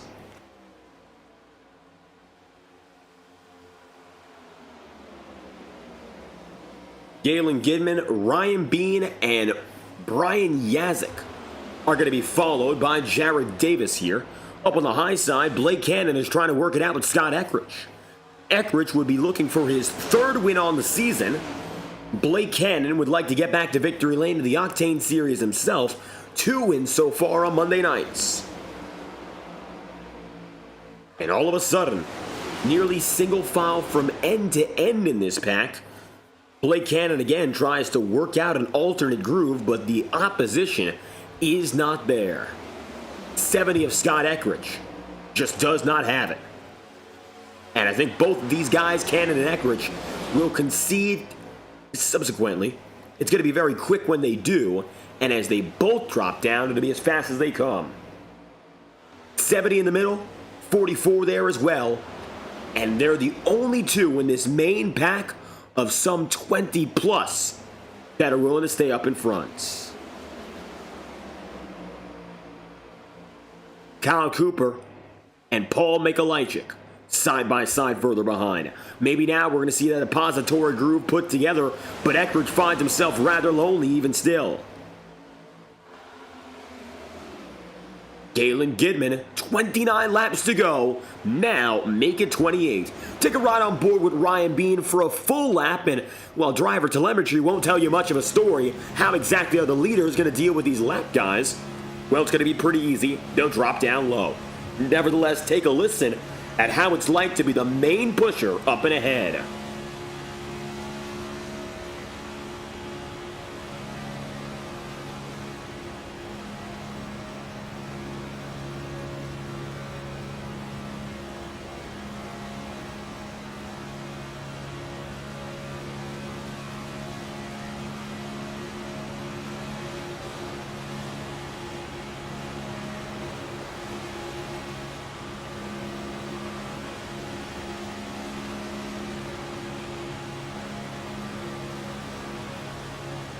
Scott Eckrich Big block there on Galen Gidman, and you'll see now that with Bean facing competition, Gidman fades back. 1, 2, 3 in succession. See Ethan Lane bring it ahead. Here comes now the number 6 of Lane, surging up in front, Scott Eckrich, and the 44 of Blake Cannon all together again.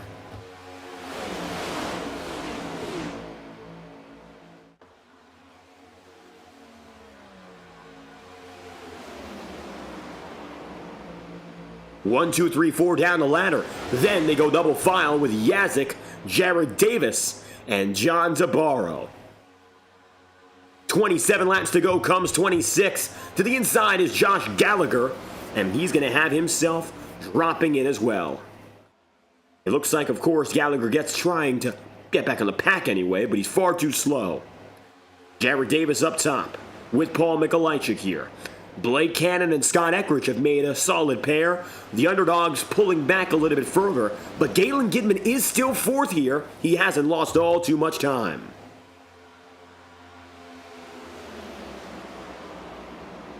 The 6 of Lane hangs tight. Scott Eckrich in second, Blake Cannon in third here. The gap between them only about 1/10 of a second that time by, and I think it's going to be more of the same here again. There have been shuffles recently for the race lead. A lot of them have come in the context of this single file train.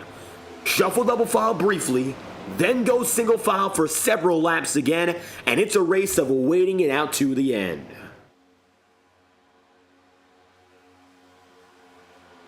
A 10th back is Eckrich. And then you'll have Kyle Cooper. Cooper looks high and wide. Nobody goes with. Ryan Bean is side by side with Jared Davis. Oh, they're going at it. Contact once and twice. Doesn't look like it was anything intentional there. Oh, Jared Davis weaving though. And these guys are really slowing each other down.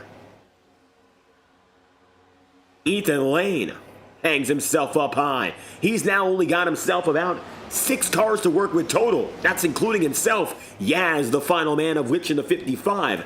Brian Yazik. And then about a second breakaway to Jared Davis and Ryan Bean, who are slowing each other down.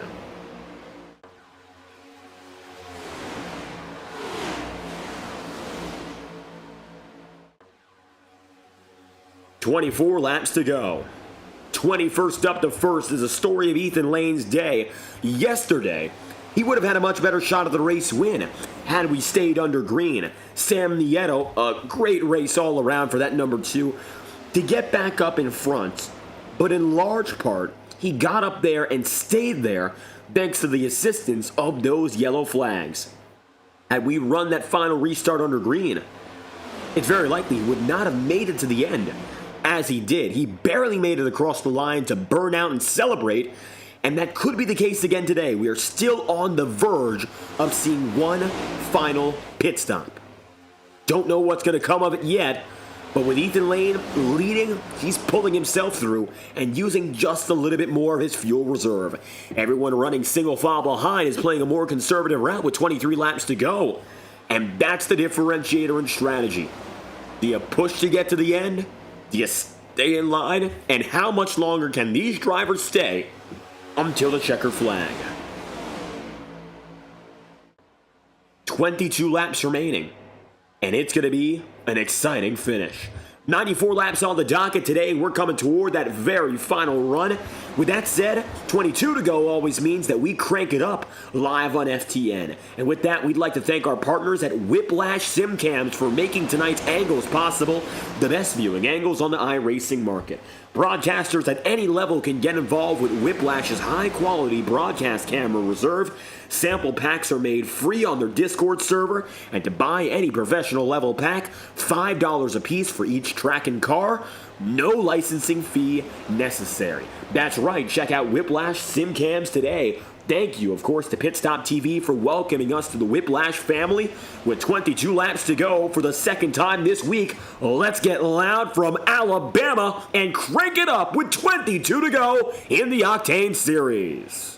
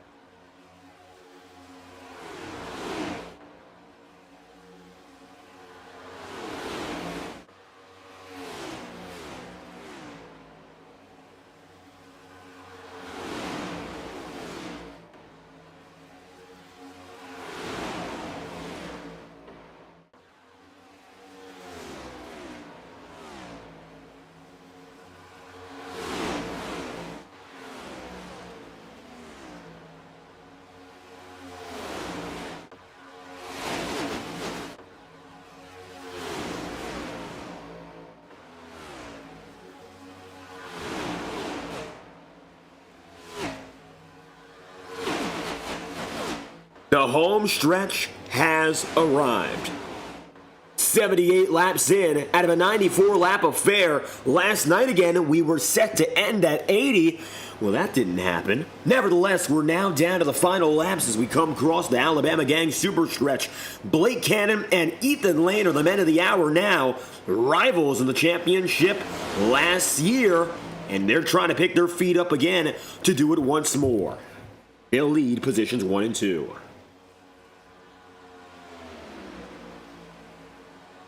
Coming to pit road, many a driver dropping down and in. It'll be Sam Nieto, Brad Patton, and Matt Sisler, and that is indication we will have a final pit cycle to end this race. We were wondering how long drivers would go at it. It looks like now we have found the cutting room floor, and we're going to see drivers chopped off this main pack and making their way in momentarily. One of which looks to be Blake Cannon, but with 16 laps to go, he is not yet given the signal. We'll see how much longer he lasts here. Take a look at the stint data, and you'll see why it's concerning now for a few of these drivers. Last time Cannon went to pit road was give or take 32 laps ago. He would have to go for a nearly 50-lap run if he wants to make it the rest of the way. I don't think that's going to happen. Yazik comes in. He'll be the next to concede, but he does it alone. That's not going to help him.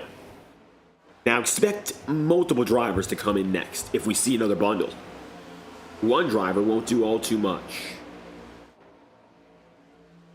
Ethan Lane, P2, Scott Eckridge third, Kyle Cooper in fourth. Galen Gidman now rounds out the top 5, and it looks like really only 10 drivers were in contention last time by. Make it only 9 now for the lead. Tom Wetmore getting towed by Eric McFarland to try to get up in front, but it's this big group of 9, which was closer to about 15 before the cycle began, that is the differentiator. These are the drivers who have a chance for the win, and they're going to try to hang on longer. Lane shoving Blake Cannon as we come to 14 laps to go.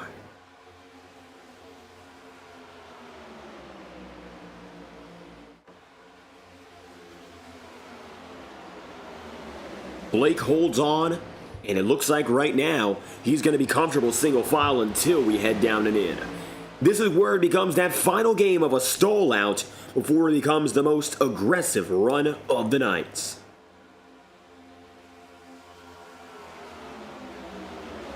While these laps matter, they mostly serve just to get us to the very end of the day. 14 laps to go, there's still time on the table, but we're only going to see about 5 or 6 more laps running at this pace at most, but we'll see him come down to pit road, but instead, Blake Cannon outdone by Ethan Lane in the braking zone. Lane ahead of Cannon, and that pass could be major. He picks up 2 car lengths and goes from 1 behind Cannon to 1 in front. He drops in subsequently. Watch out now for Cannon, as it looks like it's about time to see who comes out first in your final big group of the day. It looks like right across the line, Blake Cannon still is outdone.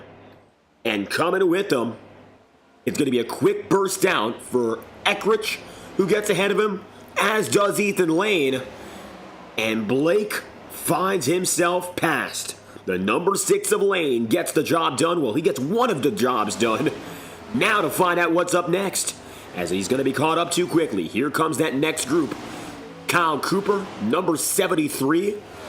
He's still on the track. He'll be scored now in 5th. Will the next pack have enough time to get up to the leaders? Because these 4 still come out in front.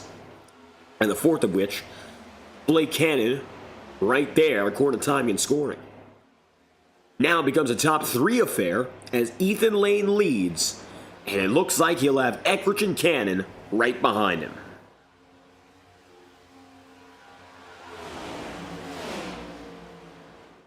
"13 laps to go this time by. The Baker's dozen is the differentiator as we come through our final laps. Ethan Lane surges up top. He's going to get a few drivers as a lapping buffer. But this might actually prove negative for his case because he's going to get past these guys and take his field with him. Look behind at Kyle Cooper and Jared Davis once again. Now they've got help from Cody Smith and Nick Tarbuck. You're going to see the interlocking nature of these drivers and the third pack, including a big bundle in Brad Patton's its leader. When they all get together, it's highly likely they'll have enough time, and they will almost certainly have the speed to catch up to the guys you're looking at right now. Lane being the man of which up in front. Got by Sean Kalist. Coming across the line now, last time by, these big three ran a 49.261. Brad Patton, as he comes across the line, ran a 49.59. Interestingly enough, he was slower, and slower by several tenths. That could be problematic. With time running out, it looks like the pace is not immediately anywhere there to make it up. Still a little bit more time to recover, but that is not at all a good sign for the 7 team. If they really need to make it up immediately, they've got to push a little harder.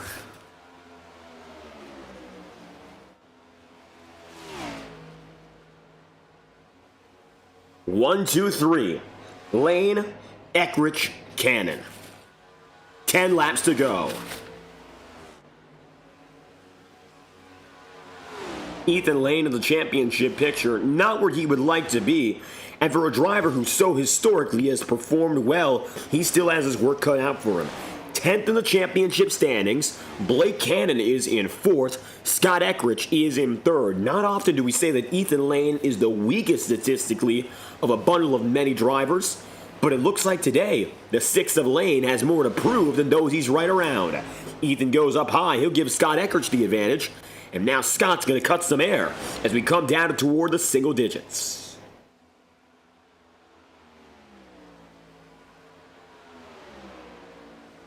Nine laps to go. A second and a half back, Sean Kalist and Kyle Cooper. And it looks like you'll also have Brad Patton and his train coming up the track. The Alabama Railroad is led by Patton.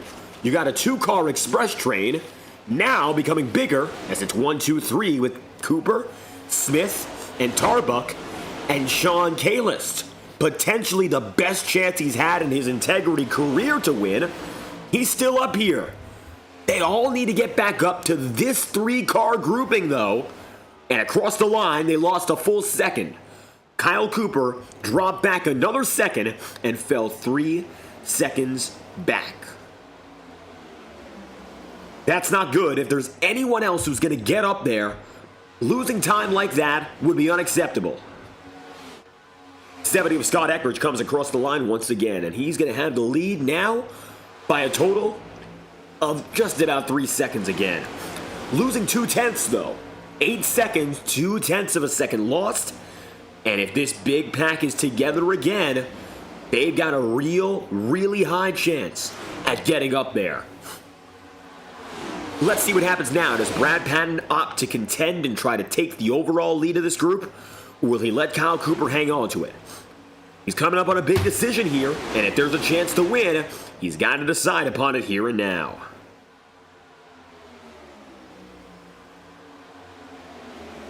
With a surge from Sam Nieto, the call is clear. It'll be Brad Patton taking to the high side, contending with Kyle Cooper, and it looks like if they want to collaborate, they're going to be sending Cooper to the wayside. 7 laps remaining as the field comes across the line. The gap again is going to be 2.9 seconds, the biggest it's been throughout this run. 3 seconds back and stagnation over the last 3 circuits. They're going up against 3 drivers. It's 3 on 15, and the 15 guys are losing. Aaron Eade falls back a little bit further. He had some damage. Nevertheless, that is 14 equipped drivers with solid equipment that isn't damaged. They're going up against 3 who are still gaining time on them. And if they have that time, by the 3 to go marker, I'd be hard-pressed to say they'll have a chance. That's going to bring Brock Potter up a little bit further. Potter, that time by, going from 11th and getting up to 6th. They lost another full second. It's a 3.7 second gap. I don't believe the comeback is in order unless these guys really get their act together, and it's going to take a long time to do so with the way they're racing. So that brings your focus for the win to these 3 men Cannon, Lane, and Eckrich, who are effectively all alone up in front. And then you got these guys working backwards, still trying to pull it together. Take a look on board now at Nate Campbell as he tries to shove Nieto further.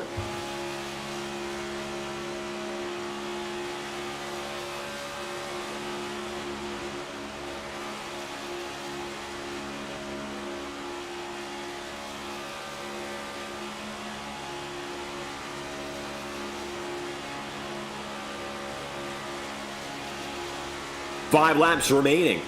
The gap is 3.1 seconds. So that's the biggest gain they've had in a single lap, but that's a turnover from an otherwise dismal lap that time by. So it goes from 3.7 to 3.2. That's a gain, and it's a big gain at that. It's the biggest they've had. It's a full half second. But that still is after laps of falling back for more than a second and a half to nearly 4 seconds. You can't make those mistakes and expect things to go in your favor. 4 laps remaining this time by 3 drivers directly contending. It's going to be Eckrich, Lane, and Cannon going all the way, and that time by 1 second gain.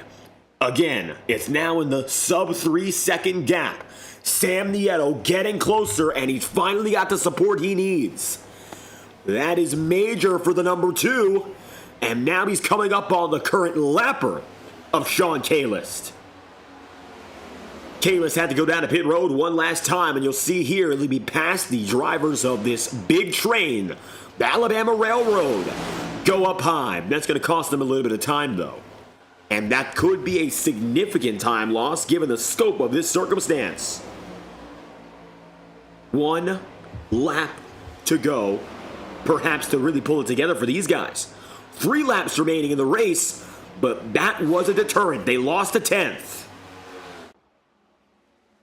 70 of Scott Eckrich still has the lead.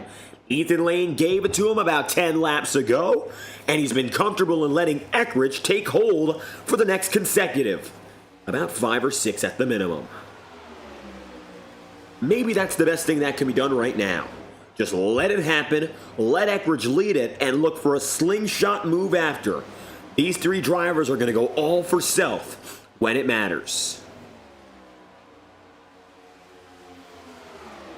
2 to go this time by. Next flag will make it official, and Sam Nieto is still more than 2 seconds behind. At the line, the gap is 2.007. Motor blown! Nate Campbell blows up! The 45 falls to the inside with an emergency landing. Campbell's race ends from top 5 position. Huge blow to that second pack. The Alabama Railroad derails. Focus on these 3. That might have just changed the battle up front. The drafting range is approximately 1.1 second at pace.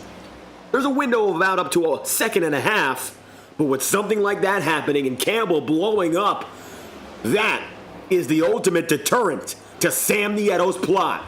His chance to go for 2 consecutive wins greatly hampered. 1 lap to go. 3 drivers looking for the win. It's a sure thing for the podium. Eckrich, Lane, Cannon, but which of them will make the right move at the right time? It all comes down to these 3. There's no one behind them to worry about. Cannon already looking to set up the long slingshot. Ethan Lane likewise right behind Eckrich. Scott Eckrich is a sitting duck, and he knows it. What's he going to do now? Try to slow down? No way. They're going to be pushing him all through turns 3 and 4. About 1,000 yards from here to the checkered flag. Eckrich would be a very lucky man to win this. He's got 2 drivers looking to set it up. Ethan Lane goes up high. Cannon backs off big. The slingshot won't be enough for Cannon, but for Ethan Lane, he has time. Ethan Lane, with 58 thousandths of a second to spare, goes up top and pulls victory. The number 6 of Lane waited till the last moment, and he takes immediate advantage of Scott Eckrich sitting on track. Top 3 solidified. Lane, Eckrich, Cannon.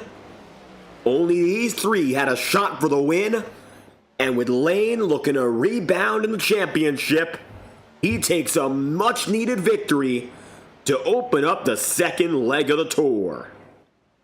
It is his third of the season, putting him just one win behind Scott Eckrich on the calendar.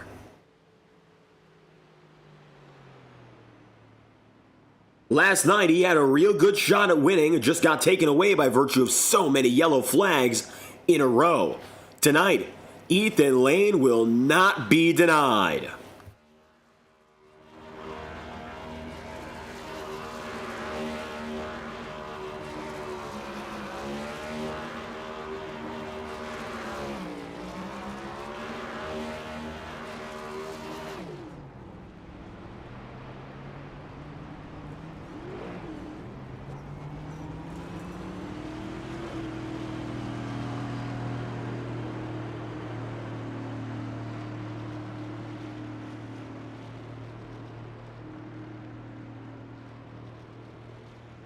Seeing recovery at Talladega, Ethan Lane finds his third victory on the Octane calendar.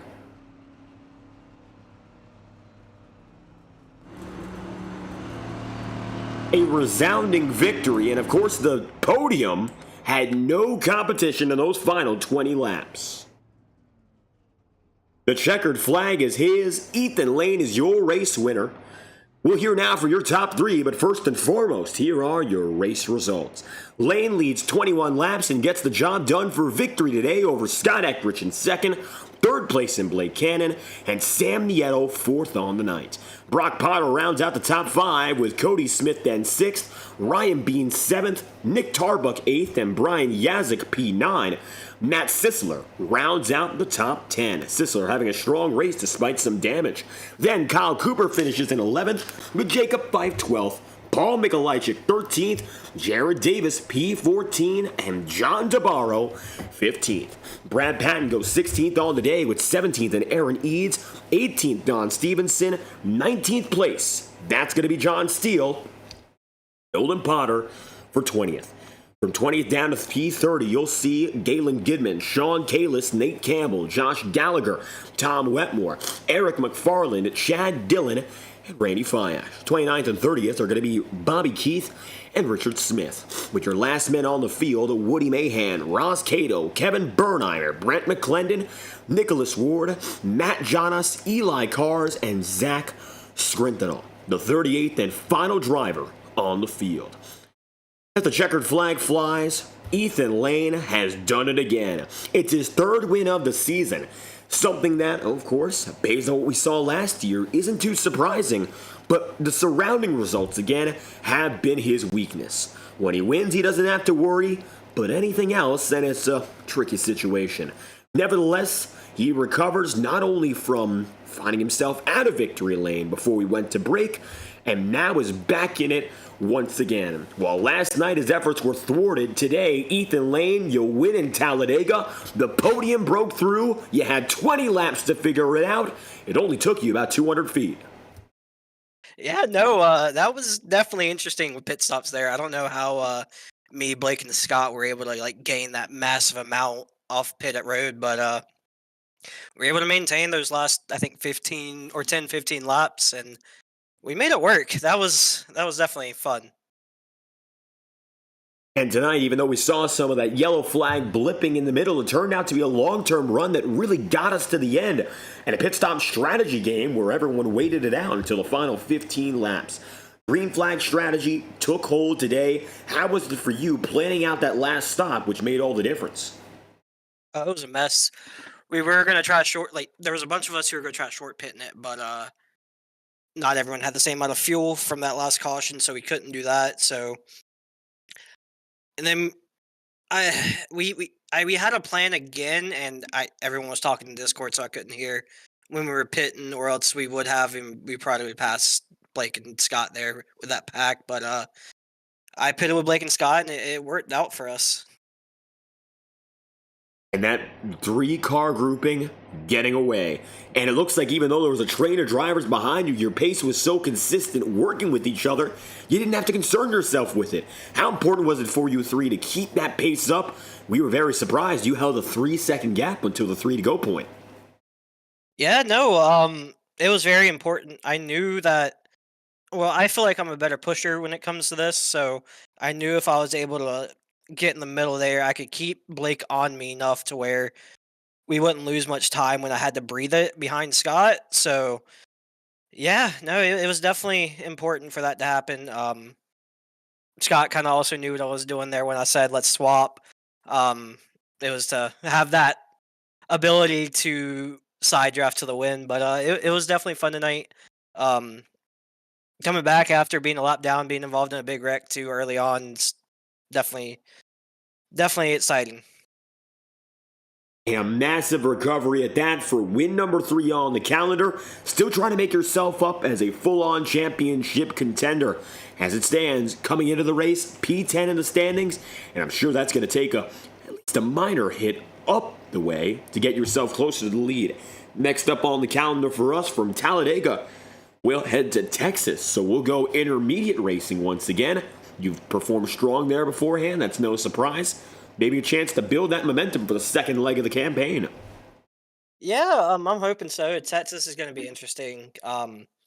They've made some changes to the racetrack where it's really racy, but aero push is going to be big, track position is going to be big, so we'll see how it plays out next week. Well, with that said, bringing it back, we had ourselves a week of hiatus, but Ethan Lane, the 6th group, well prepared for the final moments today. Checkered flag is yours in Talladega. If you have any final thoughts you'd like to add, the floor is yours. Just thanks for putting on these broadcasts. We were close to getting the double. Just came up short last night. But yeah, Super Speedway is fun when you have people who can actually do it. Also, thanks to everyone at the league who is able to race clean and put on these fantastic shows. Ethan Lane, checkered flag is yours, winning today from the Alabama International Motor Speedway. Close last night, but redemption here in Talladega on this Tuesday. Thank you for stopping by. Thank you. Lane on the move, and he gets by Scott Eckridge. I'll tell you this much, I was surprised that Scott Eckridge hung on for the lead until the very final moments of that exchange. He was remarkably close to still winning. 58 1/1000ths was the differentiator. Unfortunately for Scott, the problem was that slingshot move was made just in time. Either way, Scott, a great race for you, 2nd place overall, and you kept it in the top 10 for almost the entire night and ended up with a guaranteed podium. Yeah, I mean, I'm not a big fan of these super speedway plate races. So honestly, 2nd, I will happily take that and move on to next week. Yeah, we kind of knew once we swapped around that 2nd place is where you want to be coming off the final corner. And if you're anything but that, you've pretty much lost immediately. But kind of felt like at that point, if we jumbled around too much or raced too much, we were probably going to get passed by the pack. So it was kind of one of those deals where you just got to kind of settle in and take your 2nd place. And it came down tonight to you 3 breaking out in that final pit stop. I mean, I'll tell you this much. We were expecting to see the pack come together. You, Ethan Lane, Blake Cannon defying those expectations. And it seems you're well trusted as the line leader, although I don't think that was the best position to win it.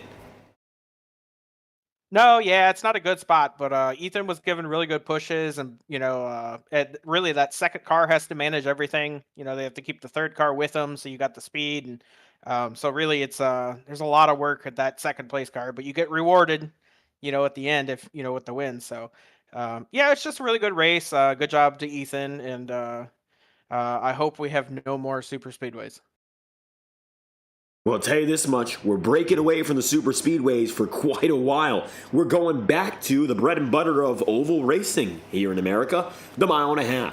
Texas Motor Speedway is our first stop back on the trail. Not a track that many drivers are a fan of, admittedly, but on the sim it isn't all too controversial, at least as controversial. How do you feel about maybe going out there and looking for win number 5? Yeah, I mean, we'll give it a good shot, right? There's really, really strong competition in this league, and you can't ever count your chickens. So you just go out there, do what you can. It's good to be back on a mile and a half. I feel like that's where these cars do their best job. So that'll be something to look forward to. Scott Eckrich, 59 thousandths of a second, the difference between extending the lead of wins on the campaign so far. Nevertheless, a solid run, and if you have anything else you'd like to add, we'd love to hear it. Yep, as always, big shout out to the league and you for broadcasting this for us every week. Really, really appreciate it. Scott Eckrich, second place here from Talladega. Thank you once again for your time. Yep, thank you. And for the final of the three drivers to break away, Blake Cannon finds success tonight, and he was there from the beginning to the end with all sorts of different strategies. But in the end, the pit road maneuver is the big difference maker as he makes his way back to the podium, third place for the number 44. Blake, from beginning to end, you found yourself in the fight for the lead in a lot of different ways, and we'll be sure to cover them. Nevertheless, a strong finish, and looks like it came down to one last attempt with the slingshot for your chance to win. Yeah, what a race. Hate that I wasn't able to pull it off right there. Just I got disconnected from Ethan at the wrong time, and I really thought once he started pulling back Scott, I was going to get a good run, but it just stalled me out too. So disappointing, but also glad I was able to finish. And it all came down to you being alone from your teammates at Roadhouse Racing, although in the opening 40 laps, really wasn't the case. We saw at one point a 1 through 5 run with Mikolajczyk, Steele, McFarlane, Wetmore, and yourself. And we thought that could have been the dream route to go to victory lane for all of you guys in the field. So I'd like to talk first and foremost about that. For a while there, 10 to 15 laps, it seemed very effective, but eventually crumbled with a big incident around lap 35, lap 40. So how was it from your perspective working with the team to take full control? Yeah, I mean it's just pretty awesome. I mean, we had talked about it a week or two ago, and we all said that if that happened, that would be pretty amazing. But it was a slim chance. So for it all to come together like that, it was pretty amazing to watch it happen. And we had it going, and I think I might have screwed it up by not side drafting or blocking the run quick enough. So sorry to my team for that. But I mean, for those 10 or 15 laps, I mean that's all you can ask for when you got five teammates nose to tail and you're able to control the whole race. So I hate we weren't able to control it longer, but definitely made it cool. Even though, of course, as you mentioned, it wasn't a permanent deal, it seemed like for a little while there, you guys at Roadhouse had it going on.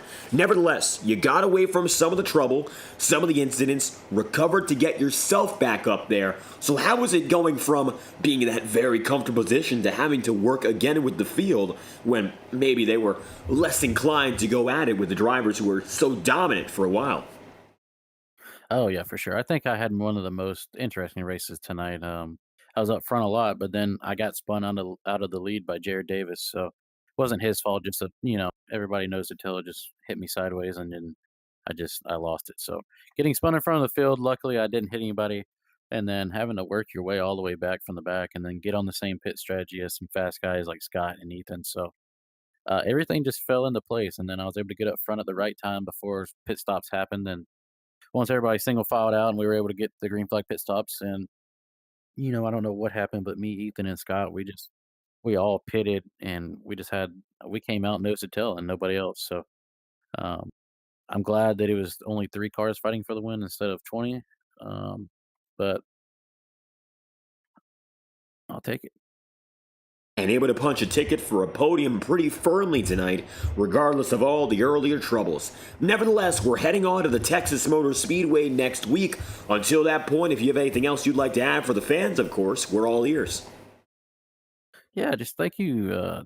Thanks to you for doing the broadcast. We really appreciate it, and thank you to Integrity Racing League, all the admins, Jacob.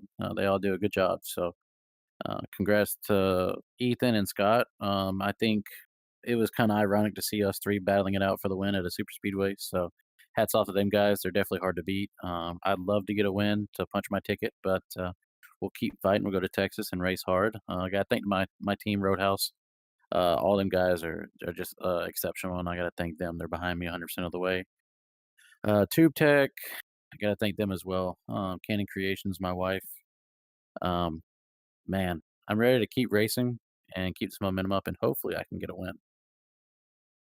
A strong start to the campaign, of course, finding yourself top 5 in the standings heading into the day, and keeping it even closer here, looking for a chance to go up to P3. Third place here from Talladega, and a strong way to return for the 44 crew. Thank you for your time. Thank you. With Blake Cannon on the move, you've gotten a word from your top 3 finishers. It was a scoring debacle last night, but we can say with confidence we knew who was going to be in the top 3 today. Third place, Blake Cannon. Scott Eckridge came away in second, and Ethan Lane grabs his 3rd win on the season and gets the job done in Alabama. And so concludes Talladega Week for the Integrity Racing League, a total of about 500 miles of action, and from beginning to the end, we were thrilled. Thank you for tuning in to coverage tonight of the Integrity OCTANE Series from the virtual Talladega SuperSpeedway. It's our 10th race of the 2025 season, and we'll be back next week with the Texas Motor Speedway for Race 11 on the Tuesday night campaign. I've been your host, David Croyd, commentating and producing, so if you enjoyed, make sure to leave a like on the stream, subscribe to the channel. Your support is always thoroughly appreciated. Congratulations to Ethan Lane for win number 3 on the season. We hope to see you next week from the virtual Texas Motor Speedway, and that you have a fantastic night.